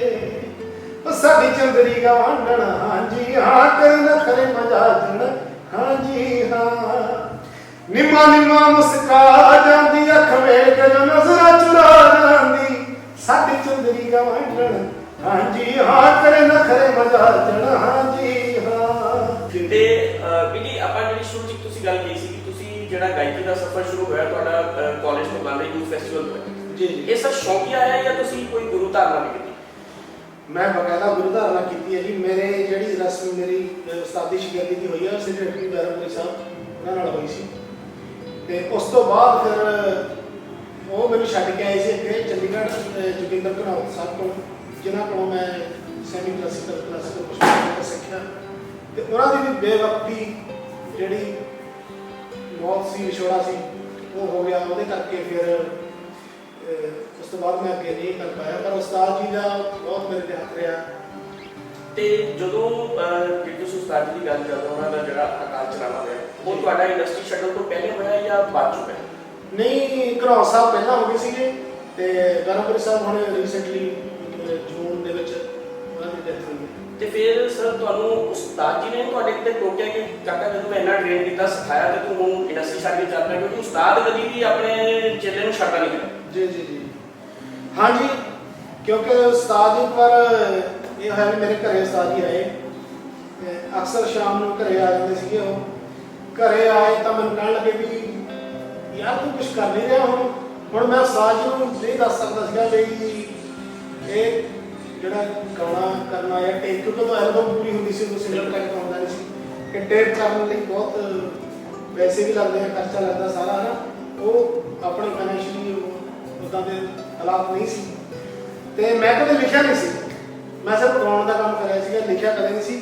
ਉਸਤਾਦ ਜੀ ਕੋਲ ਬਹਿ ਕੇ ਉੱਦਾਂ ਉਹਨਾਂ ਦੇ ਉਹ ਲਿਖਦੇ ਬਹੁਤ ਅੱਛਾ ਸੀਗਾ, ਉਹਨਾਂ ਦੀ ਸੁਣਦਾ ਰਹਿੰਦਾ ਸੀਗਾ। ਜਦੋਂ ਮੈਨੂੰ ਇੰਨੀ ਗੱਲ ਕਹਿ ਕੇ ਮੇਰੇ ਫਾਦਰ ਸਾਹਿਬ ਕੋਲ ਬੈਠ ਗਏ ਤੇ ਮੈਂ ਅੰਦਰ ਗਿਆ ਆਪਣੇ ਕਮਰੇ 'ਚ, ਤਾਂ ਇੱਕ ਅਚਾਨਕ ਮੇਰੇ ਉਹ 'ਚ ਬਲਬਲਾ ਜਿਹਾ ਉੱਠਿਆ ਵੀ ਉਹ ਮੈਂ ਲਿਖਤਾ ਨਹੀਂ। ਜੋ ਮੇਰੇ ਮਨ 'ਚ ਆਇਆ ਮੈਂ ਲਿਖਤਾ ਤੇ ਅਗਲੇ ਦਿਨ ਅਸੀਂ ਖੇਤ 'ਚ ਨਾ ਝੁੰਗੀ ਪਾਈ ਹੋਈ ਸੀਗੀ, ਛੰਨ ਜਿਹਨੂੰ ਕਹਿੰਦੇ ਆ ਨਾ, ਛੰਨ ਪਾਈ ਸੀ, ਅਸੀਂ ਉੱਥੇ ਹੀ ਬੈਠਦੇ ਸੀ, ਉੱਥੇ ਰਿਆਜ਼ ਕਰਦੇ ਸੀ। ਜਦੋਂ ਮੈਂ ਖੇਤ 'ਚ ਗਿਆ ਤਾਂ ਮੈਂ ਸਾਜੀ ਨੂੰ ਕਿਹਾ, ਮੈਂ ਕਿਹਾ ਸਾਜੀ ਰਾਤ ਇੱਕ ਕੋਈ ਚੀਜ਼ ਲਿਖੀ ਗਈ, ਉਹਦੇ ਮੈਂ ਤੁਹਾਨੂੰ ਬੋਲ ਸੁਣਾਉਣਾ। ਉਹਦੇ ਬੋਲ ਸੀਗੇ ਕਿ ਅੱਜ ਦਿਲ ਹੋ ਤਾਰੋ ਤਾਰ ਗਿਆ, ਮੈਂ ਸਮੇਂ ਦੇ ਹੱਥੋਂ ਹਾਰ ਗਿਆ। ਅੱਜ ਦਿਲ ਹੋ ਤਾਰੋ ਤਾਰ ਗਿਆ, ਮੈਂ ਸਮੇਂ ਦੇ ਹੱਥੋਂ ਹਾਰ ਗਿਆ। ਗਾਇਕੀ ਦਾ ਸੀ ਸਰਸਵਤੀ ਵਰ ਦਿੱਤਾ, ਭਾਵੇਂ ਬਹੁਤਾ ਭਾਵੇਂ ਥੋੜਾ, ਇਸ ਗਾਇਕੀ ਦੇ ਰਾਹ ਵਿੱਚ ਮੇਰੀ ਬੜੀ ਗਰੀਬੀ ਰੋੜਾ। ਤੇ ਜਦੋਂ ਮੈਂ ਇੰਨਾ ਬੋਲ ਉਸਤਾਦ ਨੂੰ ਸੁਣਾਇਆ ਤਾਂ ਉਹ ਮਤਲਬ ਉਹ ਸੁਣਦੇ ਰੋਈ ਜਾਣ ਤਾਂ ਮੈਂ ਸੁਣਾਉਂਦਾ ਰੋਈ ਜਾਵਾਂ। ਫਿਰ ਕੀ ਹੋਇਆ ਜੀ, ਮੈਨੂੰ ਉਸਤਾਦ ਜੀ ਕਹਿੰਦੇ ਵੀ ਦੇਖ ਤੇਰਾ ਟੇਪ ਚੱਲੇ ਨਾ ਚੱਲੇ, ਤੇਰਾ ਗਾਣਾ ਕੋਈ ਆਵੇ ਨਾ ਆਵੇ, ਜਿਹੜੀ ਚੀਜ਼ ਮੈਂ ਤੇਰੇ ਤੋਂ ਚਾਹੁੰਦਾ ਸੀ ਨਾ ਵੀ ਇੱਕ ਆਰਟਿਸਟ ਜਿਹੜਾ ਹੁੰਦਾ ਉਹਨੂੰ ਲਿਖਣਾ ਵੀ ਆਉਣਾ ਚਾਹੀਦਾ, ਉਹਨੂੰ ਗਾਉਣਾ ਵੀ ਆਉਣਾ ਚਾਹੀਦਾ, ਤੂੰ ਜੋ ਆਪਣੇ ਅੰਦਰੋਂ ਕੱਢਿਆ ਨਾ ਵੀ ਉਹ ਜੋ ਮੈਨੂੰ ਚਾਹੀਦਾ ਸੀ ਉਹ ਮਿਲ ਗਿਆ, ਮੇਰੀ ਤਸੱਲੀ ਹੋ ਗਈ। ਹੁਣ ਬਾਕੀ ਦੁਨੀਆਦਾਰੀ ਦੀਆਂ ਗੱਲਾਂ ਹੋਵੇ ਨਾ ਹੋਵੇ, ਉਹ ਮੈਨੂੰ ਕਹਿੰਦੇ ਵੀ ਇਹ ਅਧੂਰਾ ਹੈ, ਇਹਨੂੰ ਪੂਰਾ ਕਰ ਦੇ। ਉਹ ਪੂਰਾ ਫਿਰ ਆਖਰ ਦੇ ਵਿੱਚ ਇਹ ਹੋਇਆ ਕਿਉਂਕਿ ਉਸਤਾਦ ਜੀ ਦਾ ਉਹ ਸੀਗੇ ਪਰ ਘਨੌਰ ਸਾਹਿਬ ਦੀ ਡੈਥ ਹੋ ਗਈ ਸੀ। ਉਹਦਾ ਆਖਰੀ ਸਟੇਜ ਇਹ ਸੀ ਮੈਂ ਦੋ ਗੁਰੂਆਂ ਦਾ ਇੱਕ ਚੇਲਾ, ਮੈਂ ਦੋ ਗੁਰੂਆਂ ਦਾ ਇੱਕ ਚੇਲਾ, ਜੀ ਤੋਂ ਦੋਨਾਂ ਨੂੰ ਹੀ ਆਸਾਂ ਸਨ। ਸਾਡਾ ਇੱਕ ਦਿਨ ਪੁੱਤ ਸਤਾਰ ਨੂੰ ਹੀ ਉਹਨਾਂ ਦੀਆਂ ਅਰਦਾਸਾਂ ਸਨ। ਇੱਕ ਸਿੱਖਿਆ ਦਿੰਦਾ ਚੱਲ ਵਸਿਆ, ਦੂਜਾ ਨਦੀ ਕਿਨਾਰੇ ਘੋੜਾ, ਇਸ ਗਾਇਕੀ ਦੇ ਰਾਹ ਵਿੱਚ ਮੇਰੀ ਬੜੀ ਗਰੀਬੀ ਰੋੜਾ। ਤੇ ਬਸ ਉਹ ਦਿਨ ਸੀ। ਉਸ ਤੋਂ ਬਾਅਦ ਜਦੋਂ ਫਿਰ ਆਪਾਂ ਇੱਕ ਤਰੀਕੇ ਨਾਲ ਪਿੱਛੇ ਹੋ ਗਏ ਵੀ ਯਾਰ ਜਦੋਂ ਕਿਸੇ ਨੂੰ ਲੱਗੂਗਾ ਵੀ ਹਾਂ ਇਹ ਬੰਦਾ ਡਿਜ਼ਰਵ ਕਰਦਾ ਹੈ ਤੇ ਇਹਨੂੰ ਆਉਣਾ ਚਾਹੀਦਾ, ਇਹਦੇ ਪੈਸੇ ਲੱਗਣੇ ਚਾਹੀਦੇ ਜਾਂ ਇਹਨੂੰ ਅੱਗੇ ਆਉਣਾ ਚਾਹੀਦਾ, ਉਸ ਟਾਈਮ ਦੀ ਮੈਂ ਵੇਟ ਸੀਗਾ। ਤੇ ਜਿਹੜਾ ਮੈਨੂੰ ਹੁਣ ਜਾ ਕੇ 2018 ਤੋਂ ਬਾਅਦ ਮੈਨੂੰ ਦੁਬਾਰਾ ਬ੍ਰੇਕ ਮਿਲਿਆ। ਤੇ ਕਹਿੰਦੇ ਜਿੱਦਾਂ ਤੁਸੀਂ ਗੱਲ ਕੀਤੀ ਕਿ 2 ਸਾਲਾਂ ਦਾ ਚੱਲਾ ਜੀ ਹਾਂ ਜੀ, ਚੰਗਾ ਭਲਾ ਮਾਰਕੀਟ ਚੱਲਦਾ ਕਰਦਾ, ਚਲੋ ਠੀਕ ਹੈ, ਸਰਕਮਸਟੈਂਸਸ ਬਣ ਕੇ ਮਾਰਕੀਟ, ਪਰ ਇਸ ਦੌਰਾਨ ਤੁਸੀਂ ਕੁਝ ਦੋਸਤ ਵੀ ਬਣਾਏ ਹੋਣੇ, ਕੁਝ ਮਿੱਤਰ ਵੀ ਹੋਣੇ, ਕੁਝ ਜਿਹੜੇ ਨਾਲ ਚੱਲੇ ਹੋਣੇ, ਜਿਹੜੇ ਤਰੱਕੀ ਕਰਕੇ ਕਿਤੇ ਪਹੁੰਚੇ, ਉਹਨਾਂ ਨੇ ਕਿਸੇ ਨੇ ਸਾਹਮਣੇ ਇੱਦਾਂ ਹੈ ਜੀ, ਇਹ ਤਾਂ ਦੁਨੀਆ ਦਾ ਦਸਤੂਰ ਹੈ ਵੀ ਚੜ੍ਹਦੇ ਸੂਰਜ ਨੂੰ ਸਲਾਮਾਂ ਹੁੰਦੀਆਂ ਹਨ। ਤੇ ਬਹੁਤ ਸਾਰੇ ਦੋਸਤ ਮੇਰੇ ਹੈਗੇ ਆ ਜਿਹੜੇ ਇਸ ਟਾਈਮ ਬਹੁਤ ਪੀਕ ਤੇ ਹੈਗੇ, ਜਿਹੜੇ ਉਦੋਂ ਜਦੋਂ ਅਸੀਂ ਇਕੱਠਿਆਂ ਨੇ ਬਹਿ ਕੇ ਗਾਉਣਾ ਆਇਆ ਕੁਝ ਸ਼ੁਰੂ ਕਰਨਾ, ਉਹਨਾਂ ਨੇ ਮਤਲਬ ਇਹ ਤਾਂ ਸੈਲੀਬ੍ਰਿਟੀ ਸੀ ਚੱਕਦੇ ਆ ਨਾ, ਉਹ ਕਹਿੰਦੇ ਯਾਰ ਅਸੀਂ ਵੀ ਤੁਸੀਂ ਉਹ ਕਰੋ ਜੋ ਕਰਨਾ ਨਾ। ਇੱਦਾਂ ਦੇ ਸਾਰੇ ਹੈਗੇ ਆ, ਪਰ ਜਦੋਂ ਕੋਈ ਆਪਣਾ ਮੁਕਾਮ ਹਾਸਲ ਕਰ ਲੈਂਦਾ ਉਹ ਫਿਰ ਦੋਸਤਾਂ ਦਾ ਫਿਰ ਜਿਹੜਾ ਉਹ ਆਪਣੀ ਦੁਨੀਆ 'ਚ ਮਸਤ ਹੁੰਦਾ, ਉਹ ਦੂਜੇ ਦਾ ਕੁਛ ਨਹੀਂ ਕਰਦਾ। ਇਸ ਕਰਕੇ ਆਪਾਂ ਦੋਸਤਾਂ ਨੇ ਕਈਆਂ ਨੇ ਸਾਥ ਵੀ ਦਿੱਤਾ ਤੇ ਕਈਆਂ ਨੇ ਇਗਨੋਰ ਵੀ ਕੀਤਾ। ਯਾਨੀ ਪਿੱਛੇ ਜੇ ਇੱਕ ਗੱਲ ਉਰਦੂ ਦੀ ਗੱਲ ਮੈਨੂੰ ਸੁਣਨ ਨੂੰ ਮਿਲੀ ਸੀ, ਪਤਾ ਨਹੀਂ ਠੀਕ ਹੈ ਇਹ ਗੱਲ ਹੈ ਕਿ ਇੱਕ ਟਾਈਮ ਐਸਾ ਵੀ ਸੀਗਾ ਕਿ ਤੁਹਾਡੇ ਕੋਲ ਪ੍ਰੋਗਰਾਮ ਨਹੀਂ ਸੀ, ਆਪਣੇ ਨਾਲ ਦੇ ਆਰਟਿਸਟ ਕਹਿੰਦੇ ਸੀ ਯਾਰ ਮੈਨੂੰ ਐਜ਼ ਐ ਨਾਲ ਕੋਰਸ ਲੈ ਲਓ ਜਾਂ ਉੱਦਾਂ ਲੈ ਲਓ ਜਾਂ ਮੈਂ ਤੁਹਾਡੇ ਨਾਲ ਐਕਟਿੰਗ ਵੀ ਕਰ ਲਾਂਗਾ, ਤੇ ਉਹਦੇ ਤਰੀਕੇ ਨਾਲ ਵੀ ਬੰਦੇ ਦਾ ਕੰਮ ਚੱਲ ਸਕਦਾ। ਐਸਾ ਵੀ ਕਿਸੇ ਨੇ ਸਾਥ ਨਹੀਂ ਕਹਿ ਸਕਦੇ ਵੀ ਨਹੀਂ ਦਿੱਤਾ, ਕਿਉਂਕਿ ਉਹਨਾਂ ਨੂੰ ਕੇਵਲ ਇਨਸਿਕਿਉਰਿਟੀ ਵੀ ਹੁੰਦੀ ਹੈ ਨਾ ਬਈ ਸਾਡੇ ਪ੍ਰੋਗਰਾਮ 'ਚ ਜੇ ਕਿਤੇ ਇਹਨੂੰ ਮੌਕਾ ਮਿਲ ਗਿਆ ਤਾਂ ਫਿਰ ਸਾਡਾ ਨਾ ਪੱਤਾ ਕੱਟਿਆ ਜਾਵੇ ਜਾਂ ਕੁਛ ਇੱਦਾਂ ਦੇ ਹਾਲਾਤ। ਬੜੀ ਮੈਂ ਸਟਰਗਲ ਕੀਤੀ ਹੈ, ਬੜਾ ਕੋਸ਼ਿਸ਼ ਕੀਤੀ, ਕਈਆਂ ਨੂੰ ਕਿਹਾ ਬਈ ਕਿਤੇ ਯਾਰ ਪ੍ਰੋਗਰਾਮ 'ਤੇ ਸਾਨੂੰ ਵੀ ਲੈ ਚੱਲਿਆ ਕਰੋ, ਪਰ ਨਹੀਂ ਕੋਈ। ਜਦੋਂ ਤੁਸੀਂ ਕਿਸੇ ਉਹਦੇ ਵਿੱਚ ਹੁੰਦੇ ਆ ਨਾ ਡਾਊਨਫਾਲ ਦੇ ਵਿੱਚ ਹੁੰਦੇ ਆ ਤਾਂ ਫਿਰ ਸਾਰੇ ਕੰਨੀ ਕਤਰਾਉਂਦੇ ਆ ਨਾ। ਤੇ ਮੇਰੇ ਨਾਲ ਵੀ ਇੱਦਾਂ ਹੋਇਆ, ਮੇਰੇ ਜਿਹੜੇ ਬਹੁਤ ਨੇੜੇ ਦੇ ਦੋਸਤ ਨਹੀਂ ਸੀਗੇ ਜਾਂ ਜਿਹਨਾਂ ਨਾਲ ਬਹਿ ਕੇ ਅਸੀਂ ਇਕੱਠੇ ਗਾਉਂਦੇ ਰਹੇ ਜਾਂ ਕਰਦੇ ਰਹੇ, ਜਿਹੜੇ ਇੱਥੋਂ ਤੱਕ ਕਈ ਜਿਹੜੇ ਮੇਰੇ ਕੋਲ ਸਿੱਖਦੇ ਵੀ ਰਹੇ ਹੈ ਨਾ। ਮੇਰੇ ਕੋਲ ਕਈ ਕੁੜੀਆਂ ਨੇ ਕਹਿਣਾ ਯਾਰ ਤੂੰ ਮੈਂ ਨਹੀਂ ਸਿਖਾਉਣਾ, ਤੂੰ ਇਹਨਾਂ ਨੂੰ ਤੂੰ ਸਿਖਾ ਦੇਗਾ। ਮੇਰੇ ਕੋਲ ਸਿੱਖਦੇ ਵੀ ਰਹੇ, ਬਹੁਤ ਵੱਡੇ ਮੁਕਾਮ 'ਤੇ ਵੀ ਪਹੁੰਚੇ, ਪਰ ਜਦੋਂ ਮੈਂ ਕਦੇ ਫੋਨ ਕਰਨਾ ਉਹਨੂੰ ਜਾਂ ਕਹਿਣਾ ਵੀ ਯਾਰ ਭਾਈ ਕੋਈ ਸਾਨੂੰ ਵੀ ਕੋਈ ਹੈ ਨਾ ਮੌਕਾ ਜਾਂ ਕੋਈ ਗੱਲ ਕਰੋ ਤਾਂ ਇਗਨੋਰੈਂਸ ਹੀ ਮਿਲੀ ਹੈ ਸਾਰਾ। ਤੇ ਭਾਜੀ ਜੇ ਆਪਾਂ ਹੁਣ ਇਹਨੂੰ ਮਾਹੌਲ ਨੂੰ ਥੋੜਾ ਜਿਹਾ ਬਦਲਣ ਦੀ ਕੋਸ਼ਿਸ਼ ਕਰੀਏ, ਆਪਾਂ ਕੋਈ ਐਸਾ ਗਾਣਾ ਦੱਸੋ ਜਿਹੜਾ ਹੁਣ ਇਸ ਵੇਲੇ ਤੁਹਾਡੇ ਦਿਮਾਗ 'ਚ ਆ ਰਿਹਾ ਹੋਵੇ, ਜਿਹਦੇ ਨਾਲ ਆਪਾਂ ਥੋੜਾ ਜਿਹਾ ਮਾਹੌਲ ਬਦਲਣ ਦੀ ਕੋਸ਼ਿਸ਼ ਕਰੀਏ, ਜਿਹੜਾ ਤੁਹਾਡਾ ਬੜਾ ਮਕਬੂਲ ਗਾਣਾ। ਮੈਂ ਪੁਰਾਣੇ ਚ ਮੈਂ ਹੁਣ ਨਵੇਂ ਨਹੀਂ ਪੁਰਾਣੇ ਲੱਗਦਾ, ਆਪਾਂ ਪੁਰਾਣੇ 'ਚ ਘੁੰਮਦੇ, ਨਵੇਂ ਤਾਂ ਆਪਾਂ ਆਵਾਂਗੇ। ਅੱਛਾ, ਪੁਰਾਣੇ ਚ ਮੇਰਾ ਇੱਕ ਤਾਂ ਗਵਾਨੇ ਵਾਲਾ ਗਾਣਾ ਸੀ ਜਿਹੜਾ ਮੇਨ ਚੱਲਿਆ, ਤੇ ਉਸ ਤੋਂ ਜੇ ਬਾਅਦ ਨਹੀਂ ਆ ਰਿਹਾ ਤਾਂ ਮੈਂ ਦੱਸਾਂ ਕਿ ਡਰਾਈਵਰ ਵਾਲਾ ਗਾਣਾ। ਹਾਂਜੀ ਹਾਂਜੀ, ਮੈਂ ਉੱਥੇ ਆਉਣ ਲੱਗਾ ਸੀਗਾ। ਉਹ ਗਾਣੇ ਤੇ ਮੇਰੀ ਬਹੁਤ ਮਤਲਬ ਲੋਕਾਂ ਚ ਤਰ੍ਹਾਂ ਆਈ। ਉਹ ਡਿਊਟ ਗਾਣਾ ਸੀਗਾ, ਉਹ ਮੈਂ ਤੁਹਾਨੂੰ ਸੁਣਾਉਂਦਾ। ਵੈਸੇ ਰਿਹਾ ਤਾਂ ਗਾਣਾ, ਪਰ ਮੈਂ ਇਕੱਲਾ ਹੀ ਸੁਣਾ ਦਿੰਦਾ। ਕੁੜੀ ਦੇ ਬੋਲ ਸੀਗੇ, ਉਹ ਗੱਲ ਸੁਣ ਵੇ ਡਰਾਈਵਰਾ ਤੂੰ ਬੋਲਦਾ ਕਿਉਂ ਨਹੀਂ, ਵੇ ਮੈਂ ਰੋਡ ਤੇ ਖੜੀ ਤੂੰ ਤਾਕੀ ਖੋਲਦਾ ਕਿਉਂ ਨਹੀਂ, ਖੁੰਝ ਗਈ ਬੱਸ ਮੈਂ ਰਹਿ ਗਈ ਕੱਲੀ ਵੇ ਤੇਰੀ ਮੜਕ ਨਾ ਜਾਂਦੀ ਚੱਲੀ, ਦੱਸ ਕੀ ਕਸ ਜੂ ਗੱਡੀ ਦਾ, ਵੇ ਕੱਲਾ ਖੜਾ ਪਟੋਲਾ ਨਹੀਂ ਸੜਕਾਂ ਤੇ ਛੱਡੀ ਦਾ। ਫਿਰ ਮੇਰੇ ਬੋਲ ਸੀਗੇ, ਉਹ ਕਾਹਨੂੰ ਛੇੜਦੀ ਏ ਪੰਗਾ ਮਿਸੇ ਆਪੇ ਪਾਉਣ ਦਾ, ਅਸੀਂ ਨੇ ਪਾ ਦਿੱਤਾ ਨੱਡੀਆਂ ਚੜਾਉਣ ਦਾ, ਲਾਂਗੀ ਬਸ ਤਾਂ ਟੈਂਪੂ ਕਰ ਲੈ ਨਹੀਂ ਤਾਂ ਡਾਲੇ ਪਿੱਛੇ ਪੜ ਲੈ, ਸਾਨੂੰ ਸ਼ੌਕ ਨਹੀਂ ਨਾਰਾਂ ਦੇ, ਉਹ ਚੱਕਦੇ ਨਹੀਂ ਸਵਾਰੀਆਂ ਬੈਲੀ ਪੁੱਤ ਸਰਦਾਰਾਂ ਦੇ। ਕੀ ਬਾਤ ਹੈ। ਇੱਕ ਵਾਰੀ ਮੈਂ ਕਿਤੇ ਸੁਣਿਆ ਸੀਗਾ ਕਿ ਤੁਸੀਂ ਫਿਲਮ ਇੰਡਸਟਰੀ 'ਚ ਜਾਂ ਆਪਣੀ ਪੰਜਾਬੀ 뮤직 ਇੰਡਸਟਰੀ 'ਚ ਤੁਸੀਂ ਸਰਦੂਲ ਸਾਹਿਬ ਨੂੰ ਬੜਾ ਆਪਣਾ ਇੱਕ ਆਈਡਲ ਮੰਨਦੇ ਰਹੇ। ਸਟੇਜਾਂ ਤੇ ਜਦੋਂ ਤੁਹਾਡੀ ਸ਼ੁਰੂਆਤ ਹੋਈ ਕਾਲਜ ਟਾਈਮ ਤੇ ਤੁਸੀਂ ਉਹਨਾਂ ਨੂੰ ਬੁਲਾਇਆ, ਬੜਾ ਕਦੀ ਉਹਨਾਂ ਨਾਲ ਮਿਲਣ ਦਾ ਸਬਬ ਵੀ ਬਣਿਆ? ਹਾਂਜੀ, ਮੈਂ ਇੱਕ ਵਾਰ ਮਿਲਿਆ ਉਹਨਾਂ ਨੂੰ ਇੱਥੇ 70 ਸੈਕਟਰ, ਸਾਡੇ ਮੇਰੇ ਦੋਸਤ ਸੀਗੇ, ਉਹਨਾਂ ਦੇ ਵਿਆਹ ਤੇ ਇੱਕ ਵਾਰੀ ਹੀ ਮਿਲਣ ਦਾ ਮੌਕਾ ਮਿਲਿਆ, ਪਰ ਉਹ ਵੀ ਇੰਨੀਆਂ ਗੱਲਾਂ ਨਹੀਂ ਹੋ ਸਕੀਆਂ ਵੀ ਆਪਾਂ ਉਹਨਾਂ ਦੀ ਚੰਗੀ ਤਰ੍ਹਾਂ ਸੰਗਤ ਕਰ ਸਕੀਏ। ਬਸ ਥੋੜੀ ਦੇਰ ਬੈਠਣ ਦਾ ਮੌਕਾ ਮਿਲਿਆ, ਪਰ ਉਹਨਾਂ ਨੂੰ ਜਿੰਨਾ ਮੈਂ ਸੁਣਿਆ, ਜਿਵੇਂ ਉਹਨਾਂ ਨੂੰ ਮਤਲਬ ਉਹਨਾਂ ਦਿਨਾਂ 'ਚ ਮੈਨੂੰ ਕੱਲਾ ਗੀਤ ਉਹਨਾਂ ਦਾ ਯਾਦ ਆਉਂਦਾ ਸੀ। ਜਦੋਂ ਦੀ ਟੇਪ ਆਉਣੀ ਤਾਂ ਉਹਦਾ ਬਹੁਤ ਬੇਸਬਰੀ ਨਾਲ ਇੰਤਜ਼ਾਰ ਕਰਨਾ। ਤੇ ਗੈਰੀ ਜੀ ਫਿਰ ਸਰਦੂਲ ਜੀ ਨੂੰ ਸ਼ਰਧਾਂਜਲੀ ਦੇ ਤੌਰ ਤੇ ਦੋ ਗਾਣਾ ਜੀ, ਉਹਨਾਂ ਦਾ ਇੱਕ ਗੀਤ ਜਿਹੜਾ ਮੈਂ ਕਾਲਜ ਦੇ ਵਿੱਚ ਜਦੋਂ ਗੀਤ ਰਿਲੀਜ਼ ਹੋਇਆ, ਉਦੋਂ ਤੋਂ ਲੈ ਕੇ ਹੁਣ ਤੱਕ ਮੇਰਾ ਜਿਹੜਾ ਫੇਵਰੇਟ ਉਹਨਾਂ ਦਾ ਗੀਤ ਹੈ, ਉਹ ਮੈਂ ਤੁਹਾਨੂੰ ਸੁਣਾਉਂਦਾ। ਉਹ ਸਾਡਿਆਂ ਪਰਾਂ ਤੋਂ ਸਿੱਖੀ ਉੱਡਣਾ ਨੀ ਵੈਗੀ ਦੂਰ ਕਿਤੇ ਆਲਣਾ ਬਣਾ ਕੇ, ਸਾਡਿਆਂ ਪਰਾਂ ਤੋਂ ਸਿੱਖੀ ਉੱਡਣਾ ਨੀ ਵੈਗੀ ਦੂਰ ਕਿਤੇ ਆਲਣਾ ਬਣਾ ਕੇ, ਤੈਨੂੰ ਵੱਡਿਆਂ ਸ਼ਿਕਾਰੀਆਂ ਨੇ ਮੋਲਿਆ, ਵੱਡਿਆਂ ਸ਼ਿਕਾਰੀਆਂ ਨੇ ਮੋਲਿਆ ਨੀ ਤੈਨੂੰ ਮੋਤੀਆਂ ਦੀ ਚੋੜ ਚੁਗਾ ਕੇ, ਸਾਡਿਆਂ ਪਰਾਂ ਤੋਂ ਸਿੱਖੀ ਉੱਡਣਾ ਨੀ ਵੈਗੀ ਦੂਰ ਕਿਤੇ ਆਲਣਾ ਬਣਾ ਕੇ। ਤੇ ਇਹਦੇ ਵਿੱਚੋਂ ਮੈਨੂੰ ਇੱਕ ਗੱਲ ਹੋਰ ਯਾਦ ਆਈ ਕਿ ਕਿਤੇ ਕਿਤੇ ਸੁਣਨ ਨੂੰ ਮਿਲਿਆ ਸੀਗਾ ਕਿ ਮਿਸ ਪੂਜਾ ਦੇ ਸ਼ੁਰੂਆਤੀ ਦੌਰ 'ਚ ਸ਼ਾਇਦ ਉਹਨਾਂ ਨੂੰ ਵੀ ਆਗਣਾ ਦਿਖਾਉਣ ਵਾਲੇ ਤੁਸੀਂ ਸੀਗੇ, ਬਟ ਅੱਜ ਉਹਨਾਂ ਨੇ ਬੜੀ ਲੰਬੀ ਉਡਾਰੀ ਮਾਰੀ। ਤੇ ਕੀ ਕਹਾਣੀ? ਹਾਂਜੀ, ਜਦੋਂ ਆਪਾਂ ਮਿਸ ਪੂਜਾ ਨਾਲ ਜਦੋਂ ਗਾਣੇ ਕੀਤੇ, ਉਦੋਂ ਮਤਲਬ ਜਿਹੜਾ ਮੁਕਾਮ ਉਹਨਾਂ ਨੇ ਬਾਅਦ 'ਚ ਹਾਸਿਲ ਕੀਤਾ, ਉਦੋਂ ਉਹ ਮੁਕਾਮ ਨਹੀਂ ਸੀ। ਉਦੋਂ ਮੇਰਾ ਖਿਆਲ ਵੀ 2-3 ਟੇਪਾਂ ਉਹਨਾਂ ਦੀਆਂ ਆਈਆਂ ਸੀਗੀਆਂ, ਤੇ ਨੈਕਸਟ ਸਾਡਾ ਪ੍ਰੋਜੈਕਟ ਸੀਗਾ। ਤੇ ਉਸ ਤੋਂ ਬਾਅਦ ਜਿਹੜਾ, ਚਲੋ ਇਹ ਤਾਂ ਆਪਾਂ ਇਹ ਤਾਂ ਨਹੀਂ ਕਹਿ ਸਕਦੇ ਕਿ ਉਹਨਾਂ ਨੂੰ ਅਸੀਂ ਕੁਝ ਦਿਖਾਇਆ, ਉਹ ਉਹਨਾਂ ਦਾ ਆਪਣਾ ਸੀਗਾ, ਪਰ ਇਹ ਹੈਗਾ ਵੀ ਉਦੋਂ ਉਹਨਾਂ ਦਾ ਵੀ ਸ਼ੁਰੂਆਤੀ ਦੌਰ ਸੀਗਾ ਜਦੋਂ ਆਪਾਂ ਇਹ ਗਾਣੇ ਕੀਤੇ।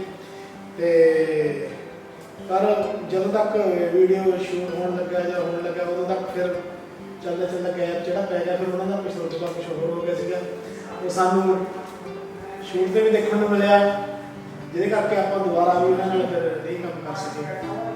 ਤੇ ਜਿੱਦਾਂ ਤੁਸੀਂ ਕਿਹਾ ਕਿ ਸ਼ੁਰੂਆਤੀ ਦੌਰ ਤੇ ਤੁਸੀਂ ਸਾਥੀ ਹੈਗੇ, ਤੇ ਜਦੋਂ ਤੁਹਾਡਾ ਮਾੜਾ ਟਾਈਮ ਆਇਆ ਤੇ ਉਹਨਾਂ ਨੇ ਕੋਸ਼ਿਸ਼ ਨਹੀਂ ਕੀਤੀ ਕਿ ਮੈਂ ਆਪਣੇ ਪੁਰਾਣੇ ਸਾਥੀ ਨੂੰ ਨਾਲ ਲੈ ਕੇ ਇੱਕ ਕੋਈ ਐਲਬਮ ਤੁਸੀਂ ਪਲਾਨ ਕੀਤੀ ਹੋਈ, ਜਾਂ ਤੁਸੀਂ ਕਦੇ ਉਹਨਾਂ ਨੂੰ ਅਪਰੋਚ ਕਰਨ ਦੀ ਕੋਸ਼ਿਸ਼ ਕੀਤੀ ਹੋਵੇ?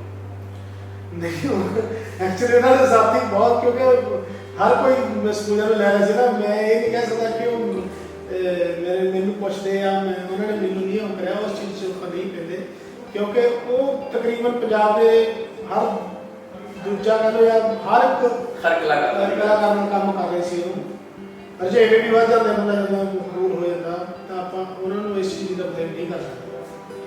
ਤੇ ਗੈਰੀ ਹੁਣ ਥੋੜਾ ਜਿਹਾ ਅੱਗੇ ਚੱਲਾਂਗਾ।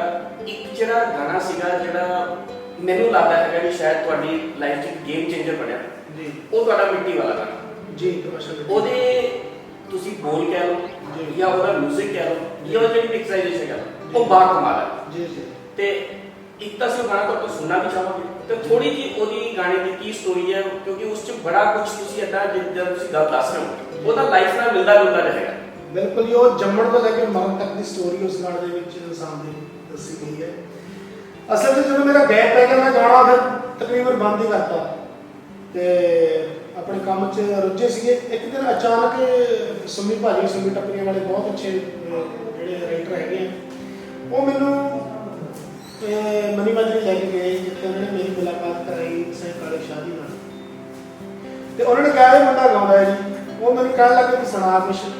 ਮੈਂ ਕਿਹਾ ਜੀ ਮੈਂ ਗਾਉਂਦਾ ਸੀ ਪਰ ਮੈਂ ਹੁਣ ਨਹੀਂ ਗਾਉਂਦਾ। ਕਹਿੰਦਾ ਚੱਲ ਯਾਰ ਕੋਈ ਗੱਲ ਨਹੀਂ, ਕੁਛ ਤਾਂ ਆਉਂਦਾ ਹੀ ਹੋਊਗਾ, ਤੂੰ ਸੁਣਾ। ਸਿੰਗਰ ਦਾ ਸਿੰਗਰ ਹੀ ਹਾਂ। ਤੇ ਉੱਥੇ ਮੈਂ ਗਾਣਾ ਜਦੋਂ ਸੁਮੀ ਭਾਜੀ ਦਾ ਲਿਖਿਆ ਗੀਤ ਹੈ, ਜਦੋਂ ਮੈਂ ਸੁਣਾਇਆ ਤਾਂ ਉਹ ਬੜੇ ਹੈਰਾਨ ਨੇ ਯਾਰ ਤੂੰ ਇੰਨਾ ਵਧੀਆ ਗਾ ਲੈਂਦਾ, ਚੰਗਾ ਭਲਾ ਤੇ ਗਾਉਣ ਵਾਲਾ ਤਾਂ ਇੱਥੇ ਹੋਰ ਹੀ ਰੁਝਾਨ ਤੁਰਿਆ ਗਿਆ, ਤੂੰ ਇੱਧਰ ਦੇ ਗਾਣੇ ਕਿਉਂ ਨਹੀਂ ਕਰਦਾ। ਤੇ ਉਹਨਾਂ ਦੀ ਫਿਰ ਹੱਲਾਸ਼ੇਰੀ ਲਾ ਲਓ ਜਾਂ ਬਲੈਸਿੰਗ ਲਾ ਲਓ, ਉੱਥੋਂ ਸ਼ੁਰੂ ਹੋ ਕੇ ਫਿਰ ਉਹਨਾਂ ਨੇ ਮੈਨੂੰ ਆਪਣੇ ਮੇਲੇ 'ਤੇ ਬੁਲਾਇਆ ਹੁਸ਼ਿਆਰਪੁਰ।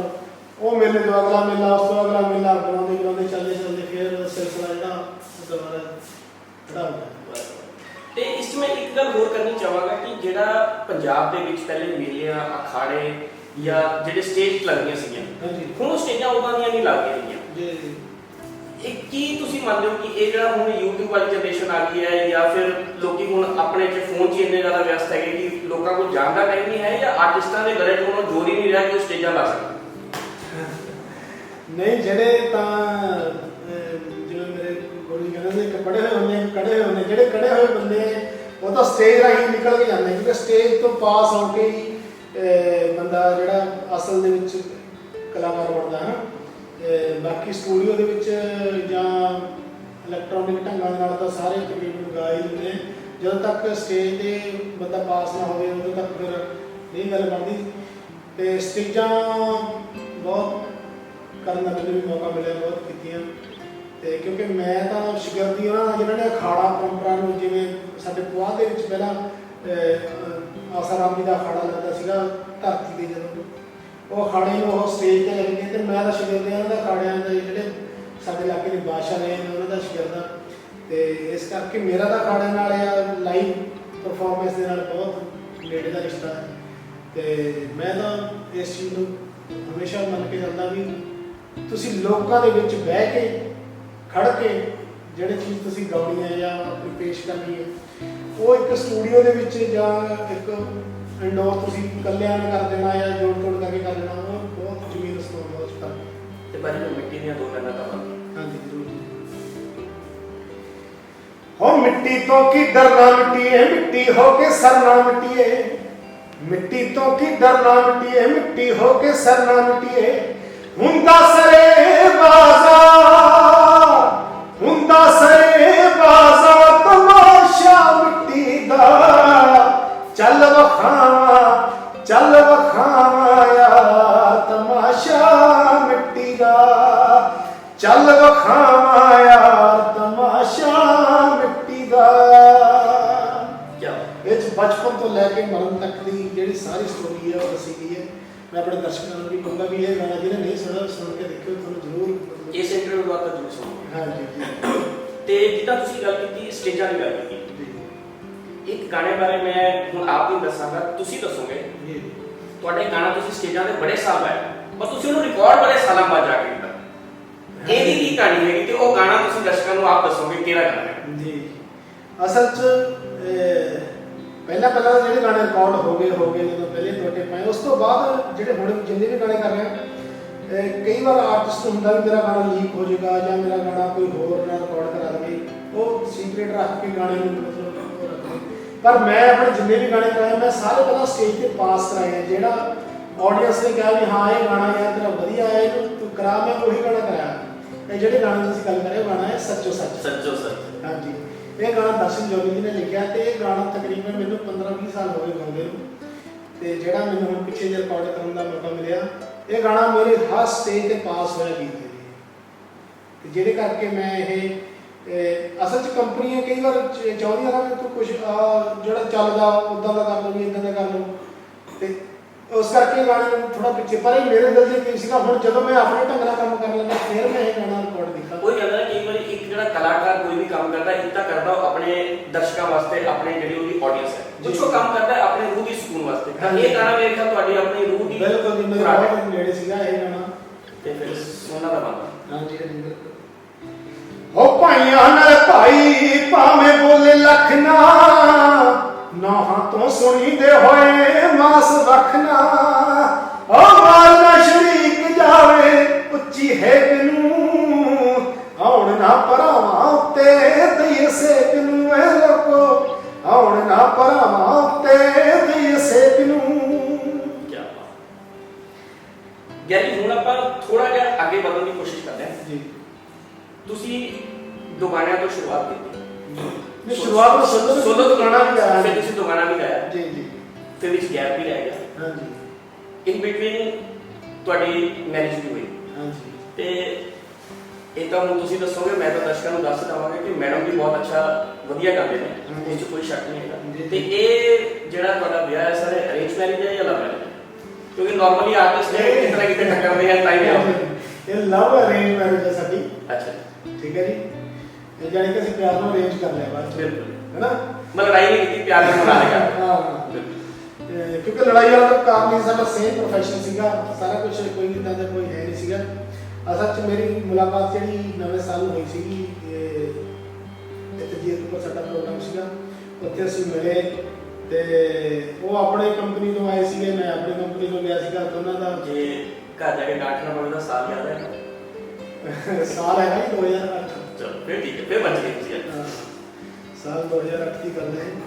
ਤੇ ਬਸ ਜ਼ਿਆਦਾ ਲੰਬਾ ਨਹੀਂ ਚੱਲਿਆ ਸਿਲਸਿਲਾ, ਯਾਨੀ ਕਿ ਅਸੀਂ ਨਵੇਂ ਸਾਲ ਨੂੰ ਮਿਲੇ ਜਨਵਰੀ ਤੇ ਸਤੰਬਰ ਦੇ ਵਿੱਚ ਸਾਡਾ ਵਿਆਹ ਹੋ ਗਿਆ। ਤੇ ਜਦੋਂ ਤੁਹਾਡੇ ਕੋਲ ਹੁਣ ਘਰ ਇੱਕ ਆਰਟਿਸਟ ਹੈਗਾ, ਤੁਸੀਂ ਦੋਨੋਂ ਵਧੀਆ ਪਰਫਾਰਮਰ ਹੈਗੇ, ਜੀ ਜੀ। ਤੁਸੀਂ ਇਦਾਂ ਦਾ ਕੋਈ ਸਬਬ ਬਣਾਉਣ ਦੀ ਕੋਸ਼ਿਸ਼ ਨਹੀਂ ਕੀਤੀ ਕਿ ਇੱਕ ਤੁਹਾਡੀ ਆਪਣੀ ਇੱਕ ਡਿਊਟ Song ਕੋਈ ਮਾਰਕੀਟ 'ਚ ਆਵੇ? ਹਾਂਜੀ ਬਿਲਕੁਲ ਕੀਤਾ ਹੈ। ਐਕਚੁਅਲੀ ਉਹ ਪਹਿਲਾਂ ਉਹ ਆਪਣਾ ਸੋਲੋ ਉਹਨਾਂ ਦੀ ਟੇਪ ਆਈ ਸੀ ਟਿੰਗ ਲਿੰਕ ਤੋਂ, ਹਨਾ। ਉਹ ਆਪਣਾ ਕਰਦੇ ਨੇ ਤੇ ਮੈਂ ਆਪਣਾ ਕਰਦਾ, ਅਸੀਂ ਆਪਣੇ ਆਪਣੇ ਰਸਤੇ 'ਤੇ ਚੱਲੇ ਸੀਗੇ। ਪਰ ਹੁਣ ਅਸੀਂ ਡਿਊਟ ਜਿਹੜੇ ਦੋ ਗਾਣੇ ਆਪਣੇ ਰਿਕਾਰਡ ਕੀਤੇ ਆ, ਬਹੁਤ ਜਲਦੀ ਤੁਹਾਨੂੰ ਉਹ ਵੀ ਸਨੀ ਮਾਨ ਬਸ਼ੂ ਦੀ ਤਰਫ ਤੋਂ ਸੁਣਨ ਨੂੰ ਮਿਲਣਗੇ। ਤੇ ਜਿਹੜੇ ਦਰਸ਼ਕ ਨਹੀਂ ਜਾਣਦੇ ਤੇ ਮੈਡਮ ਦਾ ਨਾਮ ਫਿਰ ਤੁਸੀਂ ਦੱਸੋ। ਮੈਡਮ ਦਾ ਨਾਮ ਹੈ ਜੀ ਮੰਨਤ ਬਾਜਵਾ, ਜਿਨ੍ਹਾਂ ਦੀ ਟੇਪ ਆਈ ਸੀ ਟਿੰਗ ਲਿੰਕ ਤੋਂ ਜਿੰਦ ਮੇਰੀ। ਠੀਕ ਹੈ ਜੀ। ਦੇਖ ਲਓ ਜੇ ਮੈਂ ਨਾਮ ਭੁੱਲ ਜਾਂਦਾ ਮੈਨੂੰ ਲੱਗਦਾ ਫਿਰ ਮੈਨੂੰ ਡਾਂਟ ਪੈਂਦੀ ਹੈ। ਤੁਸੀਂ ਇੱਕ ਵਧੀਆ ਗਾਣਾ ਬੋਲਿਆ ਅਨਕੰਡੀਸ਼ਨਲ ਦਾ, ਉਹ ਬਾਅਦ ਚੋਂ ਆਇਆ ਨਾ, ਉੱਥੇ ਮੈਂ ਆਉਣਾ ਸੀਗਾ। ਠੀਕ ਹੈ।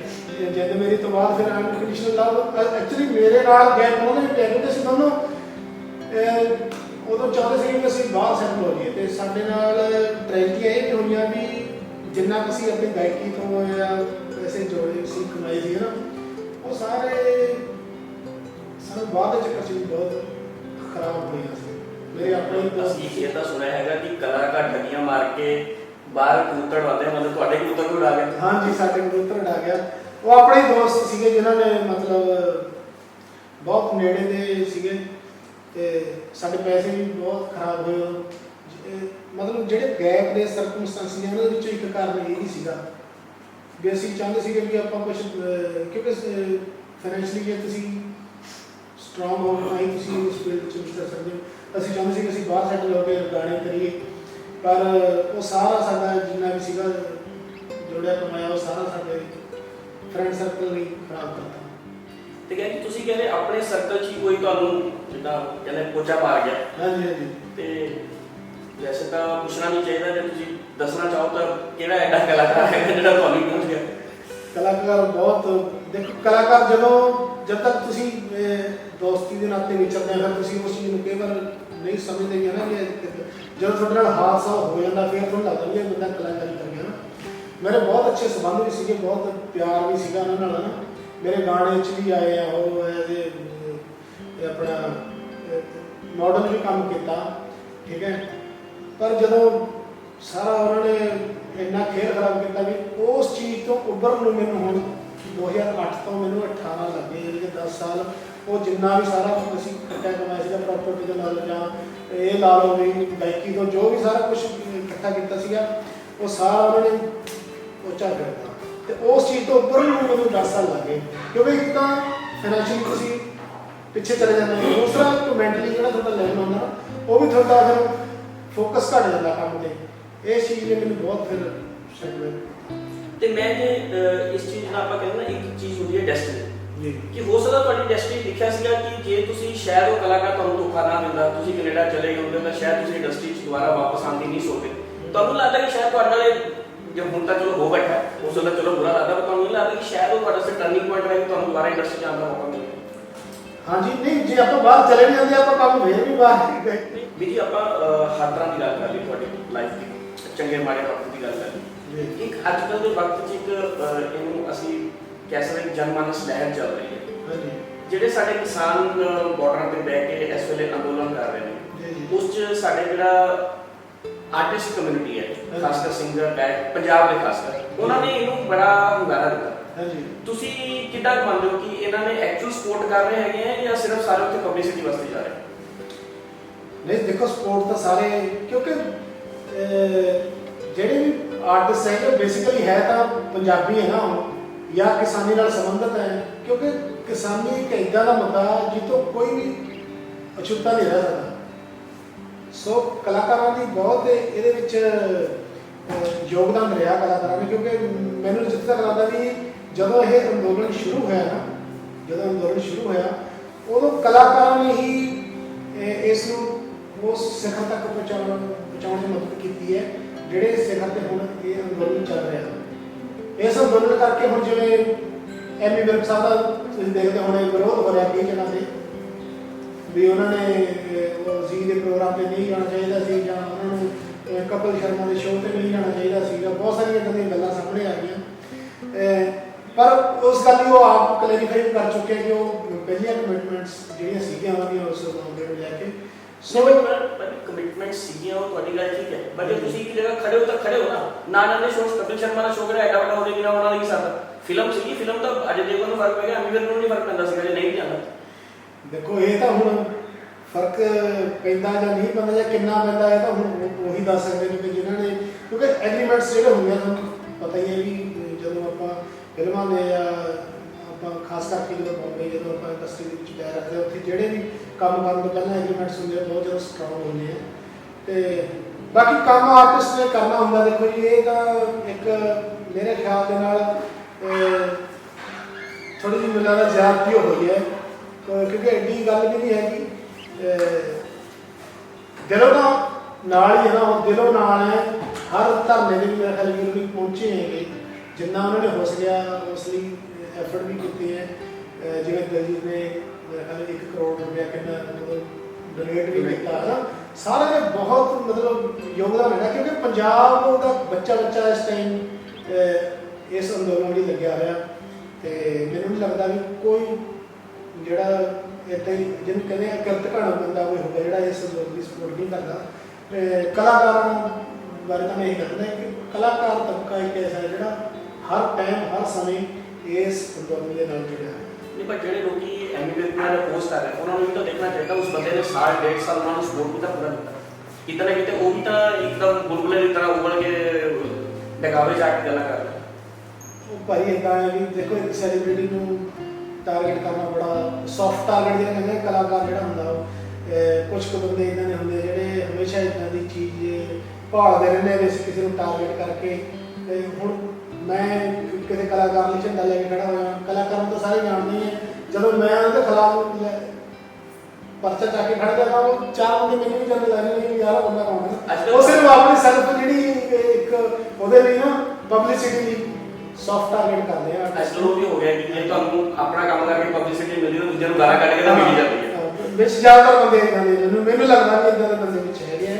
ਬਾਕੀ ਜਿਹੜੇ ਬੰਦੇ ਇਸ ਅੰਦੋਲਨ ਨੂੰ ਜਾਂ ਇਸ ਮੂਵਮੈਂਟ ਨੂੰ ਸਮਝਦੇ ਆ ਉਹਨਾਂ ਨੂੰ ਸਾਰਿਆਂ ਨੂੰ ਪਤਾ ਵੀ ਜਿਹੜੇ ਵੀ ਆਰਟਿਸਟ ਹੈਗੇ ਖਾਸ ਕਰਕੇ ਪੰਜਾਬ ਦੇ ਜਾਂ ਹਰਿਆਣੇ ਦੇ ਜਿਹੜੇ ਸਾਡੇ ਰੀਜਨ ਦੇ ਹੈਗੇ ਉਹ ਸਾਰੇ ਦਿਲ ਤੋਂ ਇਸ ਅੰਦੋਲਨ ਨੂੰ ਨਾਲ ਖੜੇ।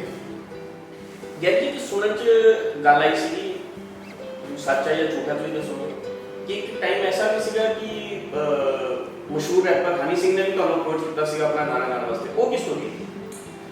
ਹਾਂਜੀ, ਇੱਕ ਵਾਰ ਮੁਲਾਕਾਤ ਹੋਈ ਸੀ ਮੇਰੀ, ਕਿਉਂਕਿ ਹਨੀ ਸਿੰਘ ਉਹਨਾਂ ਦਿਨਾਂ ਦੇ ਵਿੱਚ ਨਵੇਂ ਆਰਟਿਸਟ ਸਾਰਿਆਂ ਨਾਲ ਕੰਮ ਕਰ ਰਹੇ ਸੀ ਤੇ ਮੈਨੂੰ ਵੀ ਆਫਰ ਹੋਈ ਸੀ ਇੱਕ ਗਾਣੇ ਦੀ ਕਿ ਜਦੋਂ ਮੈਂ ਮਿਲਿਆ ਉਹਨਾਂ ਨੂੰ ਜਾ ਕੇ ਤਾਂ ਉਹਨੇ ਕਿਹਾ ਵੀ ਸੁਣਾਓ ਤੁਸੀਂ ਕੋਈ, ਮੈਂ ਗਾਣਾ ਸੁਣਾਇਆ ਤਾਂ ਉਹਨੇ ਕਿਹਾ ਵੀ ਆਪਾਂ ਇਹ ਕੰਮ ਕਰਦੇ ਹਾਂ, ਅੱਜ ਹੀ ਕਰਦੇ ਹਾਂ, ਤੁਸੀਂ ਇਹ ਗਾਣਾ ਕਰਕੇ ਲਿਓ।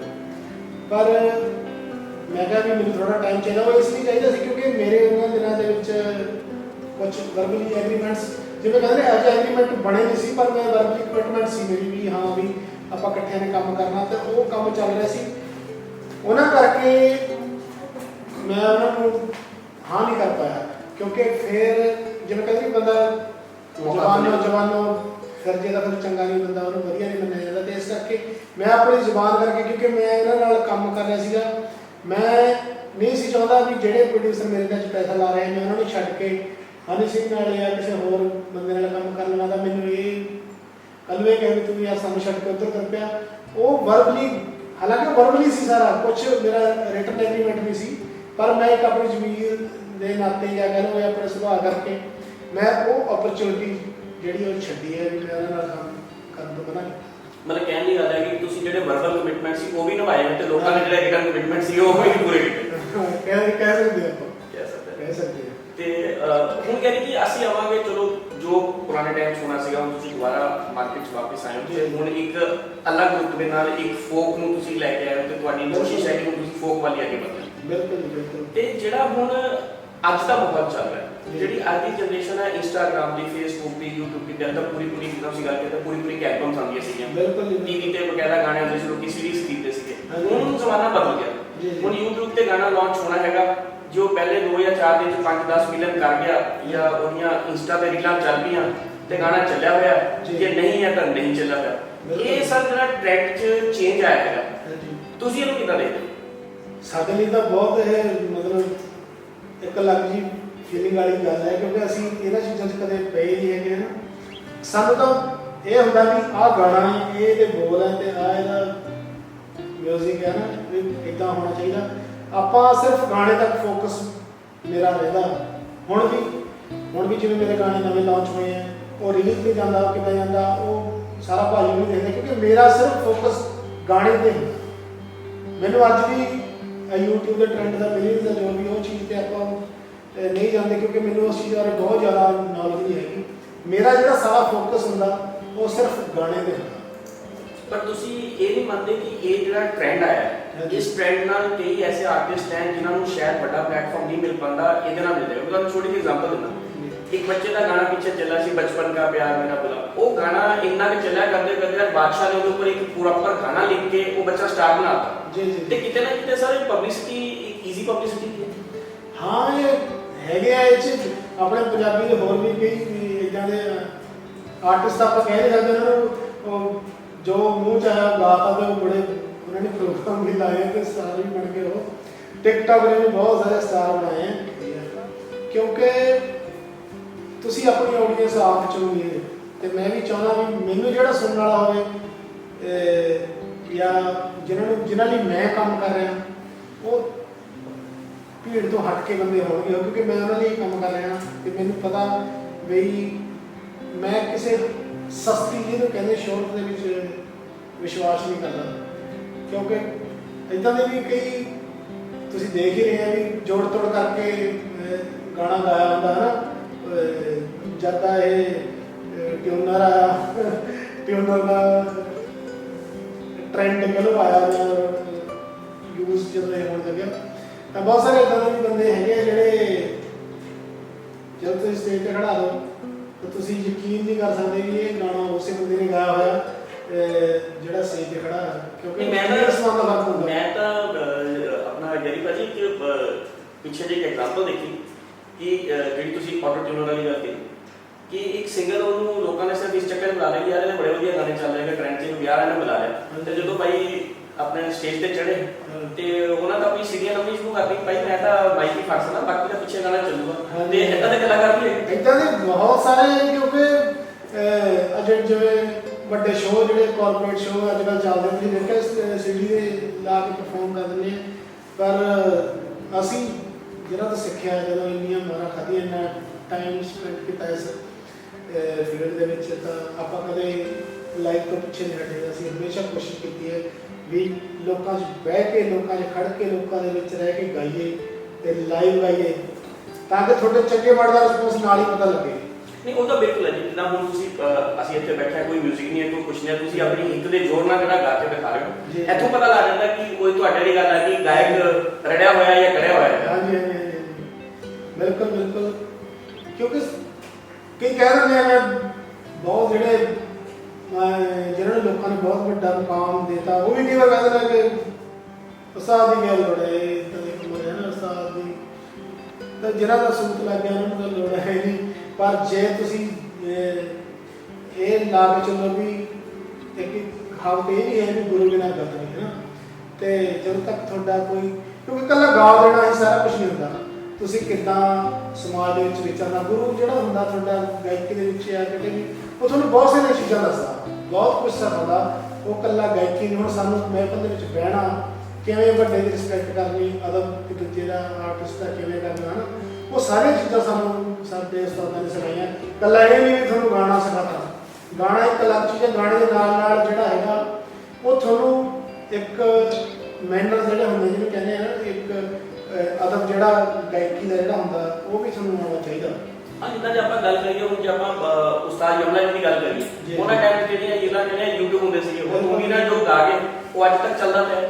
ਔਰ ਤੁਸੀਂ ਇਹ ਗੱਲ ਕੀਤੀ ਨਾ, ਮੈਨੇ ਯਮਲਾ ਜੀ ਜਦੋਂ ਬਾਹਰ ਆਪਣੇ ਡੇਰੇ ਦੇ ਬਾਹਰ ਬੈਠਦੇ ਸੀਗੇ, ਉਹ ਜਿਹੜਾ ਵੀ ਉੱਥੇ ਲੰਘ ਕੇ ਜਾਂਦਾ ਸੀ ਨਾ ਰਸਤੇ, ਉਹ ਸਾਰੇ ਉਸਤਾਦ ਨੂੰ ਮੱਥਾ ਟੇਕ ਕੇ ਜਾਂਦੇ ਸੀਗੇ। ਕੋਈ ਇਹ ਨਹੀਂ ਸੀ ਚਾਹੁੰਦਾ ਕਿ ਉਹਨਾਂ ਨੂੰ ਕੋਈ ਇਗਨੋਰ ਕਰਕੇ ਲੰਘ ਜਾਏਗਾ ਵੀ ਬੈਠੇ, ਚਲੋ ਕੋਈ ਨਹੀਂ ਆਪਾਂ ਲੰਘ ਗਏ। ਉਹਨਾਂ ਦਾ ਇਹ ਰੁਤਬਾ ਸੀਗਾ। ਉਹ ਇਸੇ ਕਰਕੇ ਸੀਗਾ ਕਿ ਉਹ ਲੋਕਾਂ ਦੇ ਗਾਇਕ ਸੀਗੇ, ਉਹਨਾਂ ਨੇ ਕਦੇ ਪੈਸੇ ਨੂੰ ਜਾਂ ਸ਼ੋਹਰਤ ਨੂੰ ਤਵੱਜੋ ਨਹੀਂ ਦਿੱਤੀ। ਆਪਣੀਆਂ ਕਦਰਾਂ ਕੀਮਤਾਂ ਨੂੰ, ਆਪਣੇ ਜਿਹੜੇ ਬੋਲ ਸੀਗੇ ਜਾਂ ਇੱਕ ਫੋਕ ਲਹਿਜਾ ਸੀਗਾ ਜਿਹੜਾ ਆਪਣਾ, ਉਸ ਚੀਜ਼ ਨੂੰ ਉਹਨਾਂ ਨੇ ਮਤਲਬ ਅੱਗੇ ਲੈ ਕੇ ਚੱਲੇ ਕਿ ਇਹ ਤਾਂ ਹੁਣ ਸਾਰਿਆਂ ਦੇ ਸਾਹਮਣੇ ਹੈ ਜੋ ਚੱਲ ਰਿਹਾ।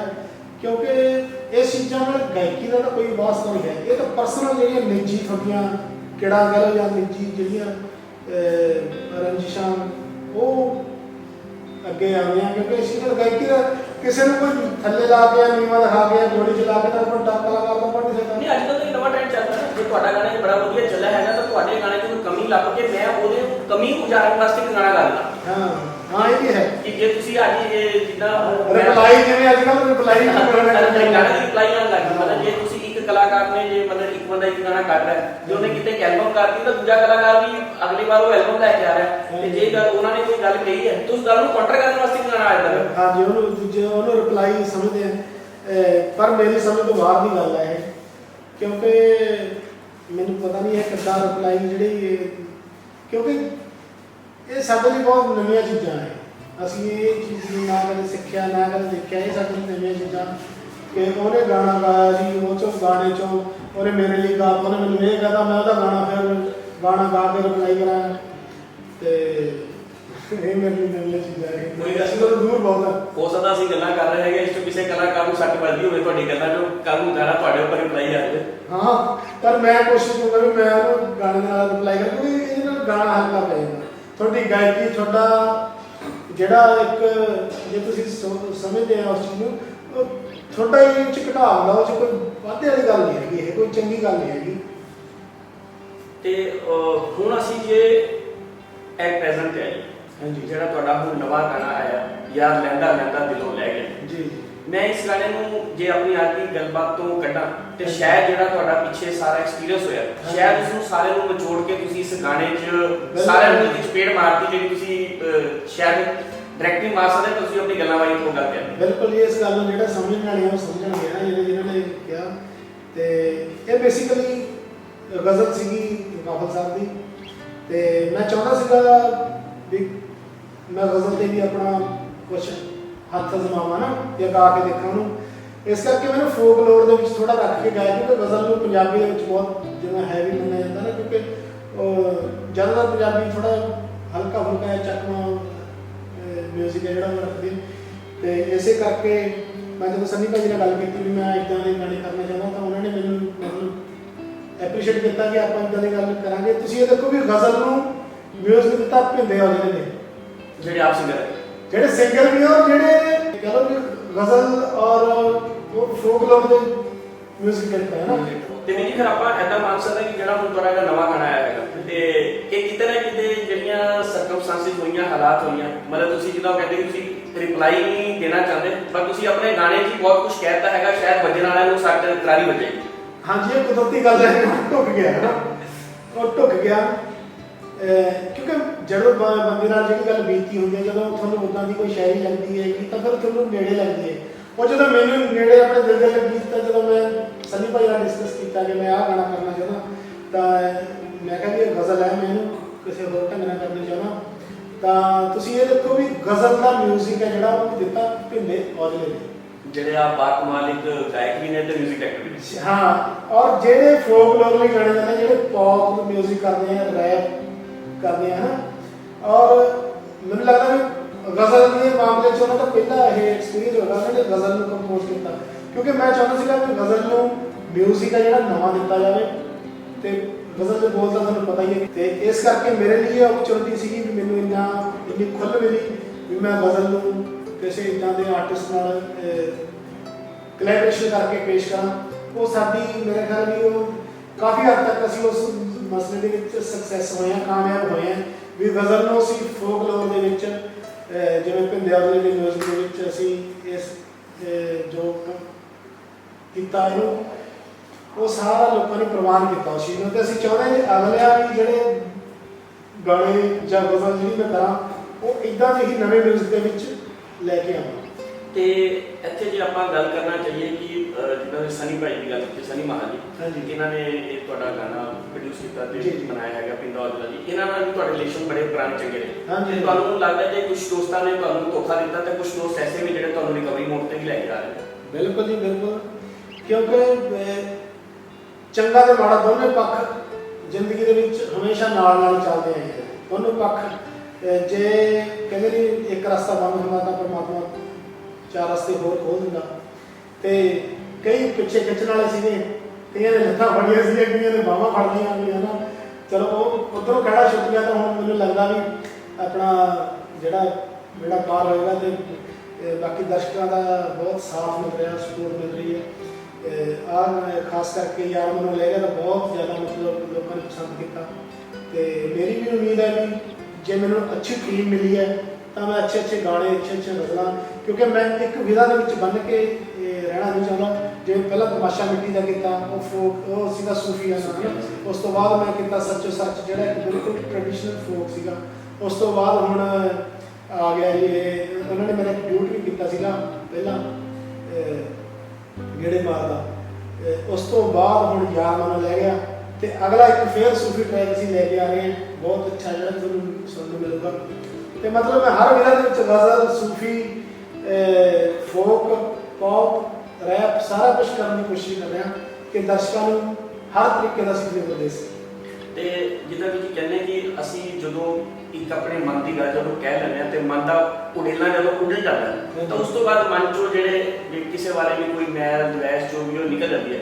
ਤੇ ਮੈਨੂੰ ਲੱਗਦਾ ਹੈ ਕਿ ਇਸ ਗਾਣੇ 'ਚ ਤੁਸੀਂ ਉਹ ਸਾਰਾ ਕੁਝ ਧੋਣਾ ਧੋ ਕੇ ਤੇ ਹੁਣ ਇੱਕ ਨਵਾਂ ਗਿਆਨੀ ਜਨਮ ਦੇਗਾ।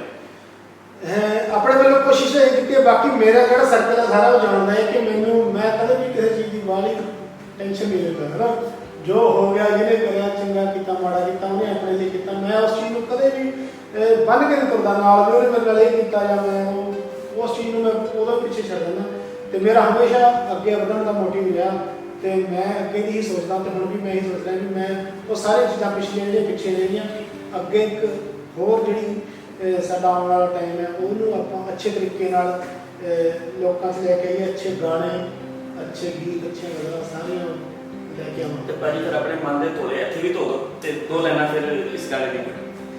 ਉਹਦੇ ਨਾਲ ਨਿਭਣੇ ਦਾ ਭਾਰ ਮਨੋਂ ਲੈ ਗਿਆ, ਉਹਦੇ ਨਾਲ ਨਿਭਣੇ ਦਾ ਭਾਰ ਮਨੋਂ ਲੈ ਗਿਆ। ਚੰਗਾ ਹੋਇਆ ਲੈਂਦਾ ਲੈਂਦਾ ਯਾਰ ਮਨੋਂ ਲੈ ਗਿਆ, ਉਹਦੇ ਨਾਲ ਨਿਭਣੇ ਦਾ।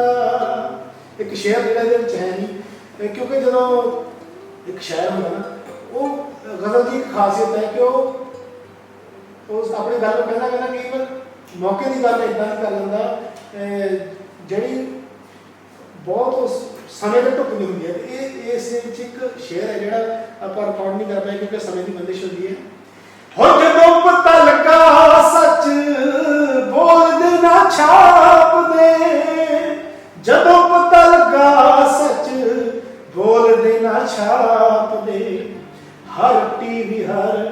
ਅਖਬਾਰ ਮਨੋਂ ਲੈ ਗਿਆ, ਚੰਗਾ ਹੋਇਆ ਲੈਂਦਾ ਲੈਂਦਾ ਯਾਰ ਮਨੋਂ ਲੈ ਗਿਆ, ਉਹਦੇ ਨਾਲ ਨਿਭਦਾ। ਯਾਰ ਜੀ ਅਸੀਂ ਉਮੀਦ ਕਰਾਂਗੇ ਕਿ ਜਿਹੜੇ ਹੁਣ ਮਨੋਂ ਲੈ ਗਏ ਹੁਣ ਲੱਥ ਜਾਣ ਤੇ ਹੁਣ ਅੱਗੇ ਜੋ ਵੀ ਤੁਹਾਨੂੰ ਸਾਥੀ ਮਿਲਣ ਉਹ ਤੁਹਾਨੂੰ ਅੱਗੇ ਵਧਾਉਣ ਵਾਲੇ ਮਿਲਣ, ਜਿੱਦਾਂ ਸਨੀ ਜੀ ਤੁਹਾਡਾ ਨਾਲ ਜੁੜੇ ਨੇ। ਤੇ ਅਸੀਂ ਉਮੀਦ ਕਰਾਂਗੇ ਕਿ ਅਗਲਾ ਜਿਹੜਾ ਸਾਡਾ ਤੁਹਾਡਾ ਮੁਲਾਕਾਤ ਹੋਏਗੀ ਉਹ ਇੱਕ ਹੁਣ ਹੱਸੀ ਖੇਲਦੇ ਮੌਜ ਹੋਏਗੀ, ਪੁਰਾਣਾ ਕਿਉਂਕਿ ਜੋ ਬੀਤਣਾ ਸੀ ਉਹ ਬੀਤ ਚੁੱਕਿਆ। ਬਿਲਕੁਲ ਆਪਾਂ ਪਿੱਛੇ ਬਿਲਕੁਲ ਪਿੱਛੇ ਛੱਡ ਕੇ ਆਪਾਂ ਅੱਗੇ ਨਹੀਂ ਸੋਚ ਰਹੇ ਹਾਂ। ਇਹ ਤੁਸੀਂ ਸਾਰਾ ਮੈਨੂੰ ਪਿਛਲਾ ਜਿਹੜਾ ਐਪੀਸੋਡ ਜਿਹੜਾ ਯਾਦ ਕਰਵਾਤਾ, ਕਿਉਂਕਿ ਆਪਾਂ ਹਮੇਸ਼ਾ ਚਾਹੁੰਦੇ ਹਾਂ ਕਿ ਆਪਾਂ ਪਿਛਲੀਆਂ ਪੁਰਾਣੀਆਂ ਚੀਜ਼ਾਂ ਜੋ ਵੀ ਬੈਡ ਥਿੰਗਸ ਜਿਹੜੇ ਜੋ ਵੀ ਮਾੜਾ ਹੋ ਚੁੱਕਾ ਹੈ ਉਹਨੂੰ ਭੁਲਾ ਕੇ ਆਪਾਂ ਅੱਗੇ ਵਧੀਏ। ਸੋ ਮੈਂ ਤੁਹਾਡੇ ਟੀਮ ਦਾ ਸਾਰਿਆਂ ਦਾ ਤੁਹਾਡਾ ਧੰਨਵਾਦ, ਤੁਸੀਂ ਸਾਡੇ ਲਈ ਟਾਈਮ ਕੱਢਿਆ, ਸਾਨੂੰ ਮੌਕਾ ਦਿੱਤਾ ਮੈਨੂੰ ਕਿ ਮੈਂ ਆਪਣੇ ਦਿਲ ਦੇ ਬਦਲੇ ਜਿਹੜੇ ਸੀਗੇ ਉਹ ਆਪਣੇ ਦਰਸ਼ਕਾਂ ਨਾਲ ਸਾਂਝੇ ਕਰ ਸਕਾਂ। ਤੇ ਤੁਹਾਡੇ ਸਾਰੀ ਟੀਮ ਦਾ ਬਹੁਤ ਬਹੁਤ ਧੰਨਵਾਦ। ਤੁਹਾਡਾ ਵੀ ਧੰਨਵਾਦ ਜੀ, ਤੁਸੀਂ ਟਾਈਮ ਕੱਢ ਕੇ ਸਾਨੂੰ ਇਸ ਸ਼ੋਅ ਵਾਸਤੇ ਟਾਈਮ ਦਿੱਤਾ ਤੇ ਤੁਸੀਂ ਜਿਹੜੀਆਂ ਗੱਲਾਂ ਕੀਤੀਆਂ ਉਹ ਦਿਲ ਨਾਲ ਕੀਤੀਆਂ। ਤੇ ਸਾਡੇ ਵੱਲੋਂ ਤੇ ਸਾਡੇ ਚੈਨਲ ਵੱਲੋਂ ਤੁਹਾਨੂੰ ਇਹ ਦੁਆਵਾਂ ਕਿ ਹੁਣ ਅੱਗੇ ਰੱਬ ਤੁਹਾਨੂੰ ਤਰੱਕੀਆਂ ਬਖਸ਼ੇ। ਤੇ ਦੋਸਤੋ ਇਹ ਸੀਗੇ ਦਿਲ ਦੇ ਬਲਬਲੇ ਜਿਹੜੇ ਕਿਤੇ ਨਾ ਕਿਤੇ ਅੱਜ ਤੱਕ ਦਬੇ ਹੋਏ ਸੀਗੇ, ਛੁਪੇ ਹੋਏ ਸੀਗੇ। ਉਹ ਕਹਿੰਦੇ ਨੇ ਕਈ ਵਾਰੀ ਆਪਣੇ ਮਨ ਦਾ ਗੁਬਾਰ ਕਰਨ ਦਾ ਜੇ ਤੁਹਾਨੂੰ ਕੱਢਣ ਦਾ ਮੌਕਾ ਮਿਲ ਜਾਵੇ ਤਾਂ ਕਿਤੇ ਨਾ ਕਿਤੇ ਮਨ ਹਲਕਾ ਹੋ ਜਾਂਦਾ। ਤੇ ਅਸੀਂ ਵੀ ਉਮੀਦ ਕਰਦੇ ਹਾਂ ਕਿ ਅੱਜ ਦੇ ਇੰਟਰਵਿਊ ਵਿੱਚ ਗੈਰੀ ਜੀ ਨੇ ਆਪਣੇ ਦਿਲ ਦੀਆਂ ਸਾਰੀਆਂ ਗੱਲਾਂ ਕਹਿ ਦਿੱਤੀਆਂ ਤੇ ਜੋ ਵੀ ਉਹਨਾਂ ਦੇ ਦਿਲ 'ਚ ਗੁਬਾਰ ਸੀਗੇ ਇਸ ਇੰਡਸਟਰੀ ਬਾਰੇ ਜਾਂ ਉਹਨਾਂ ਨਾਲ ਜੋ ਕਿਸੇ ਨੇ ਕੁਝ ਗਲਤ ਕੀਤਾ ਉਹ ਅੱਜ ਉਹਨਾਂ ਨੇ ਉਹ ਸਾਰੇ ਗੁਬਾਰ ਕੱਢ ਦਿੱਤੇ। ਤੇ ਜਿਹੜਾ ਇਹ ਨਵਾਂ ਗਾਣਾ ਉਹਨਾਂ ਦਾ ਆਇਆ ਹੈਗਾ ਕਿ ਯਾਰ ਦਿਲੋਂ ਲੈਂਦਾ ਲੈਂਦਾ ਮੇਰੇ ਮਨੋਂ ਲੈ ਗਿਆ, ਤੇ ਇਸ ਗਾਣੇ ਦੇ ਥਰੂ ਉਹਨਾਂ ਨੇ ਆਪਣੇ ਸਾਰੇ ਗੁਬਾਰ ਵੀ ਕੱਢਦੇ। ਤੇ ਅਸੀਂ ਉਮੀਦ ਕਰਾਂਗੇ ਕਿ ਹੁਣ ਅਸੀਂ ਇੱਕ ਨਵੇਂ ਗੈਰੀ ਜੀ ਨੂੰ ਦੇਖਾਂਗੇ ਤੇ ਆਉਣ ਵਾਲੇ ਟਾਈਮ 'ਚ ਜਿੱਦਾਂ ਉਹਨਾਂ ਨੇ ਕਿਹਾ ਹੈਗਾ ਹੋਰ ਬੜੇ ਸਾਰੇ ਜੋਨਰ ਉਹਨਾਂ ਨੂੰ ਦੇਖਣ ਨੂੰ ਮਿਲਣਗੇ। ਜਿੱਦਾਂ ਇਹ ਗਜ਼ਲ ਦਾ ਇੱਕ ਗਾਣਾ ਆਇਆ, ਉਸ ਤੋਂ ਬਾਅਦ ਇੱਕ ਫੋਕ ਆ ਰਿਹਾ ਹੈ, ਫਿਰ ਇੱਕ ਸੂਫੀ ਆ ਰਿਹਾ ਹੈ, ਫਿਰ ਉਸ ਤੋਂ ਬਾਅਦ ਇੱਕ ਰੀਮਿਕਸ ਤੇ ਪੌਪ ਗਾਣਾ ਵੀ ਆ ਰਿਹਾ ਹੈ। ਤੇ ਇਸੇ ਤਰ੍ਹਾਂ ਇੱਦਾਂ ਦੇ ਜਿਹੜੇ ਆਰਟਿਸਟ ਹੈਗੇ ਪੰਜਾਬ 'ਚ ਉਹਨਾਂ ਸਾਰਿਆਂ ਨਾਲ ਤੁਹਾਡੀ ਅਸੀਂ ਹਰ ਵਕਤ ਤੇ ਮੁਲਾਕਾਤ ਕਰਾਉਂਦੇ ਰਵਾਂਗੇ।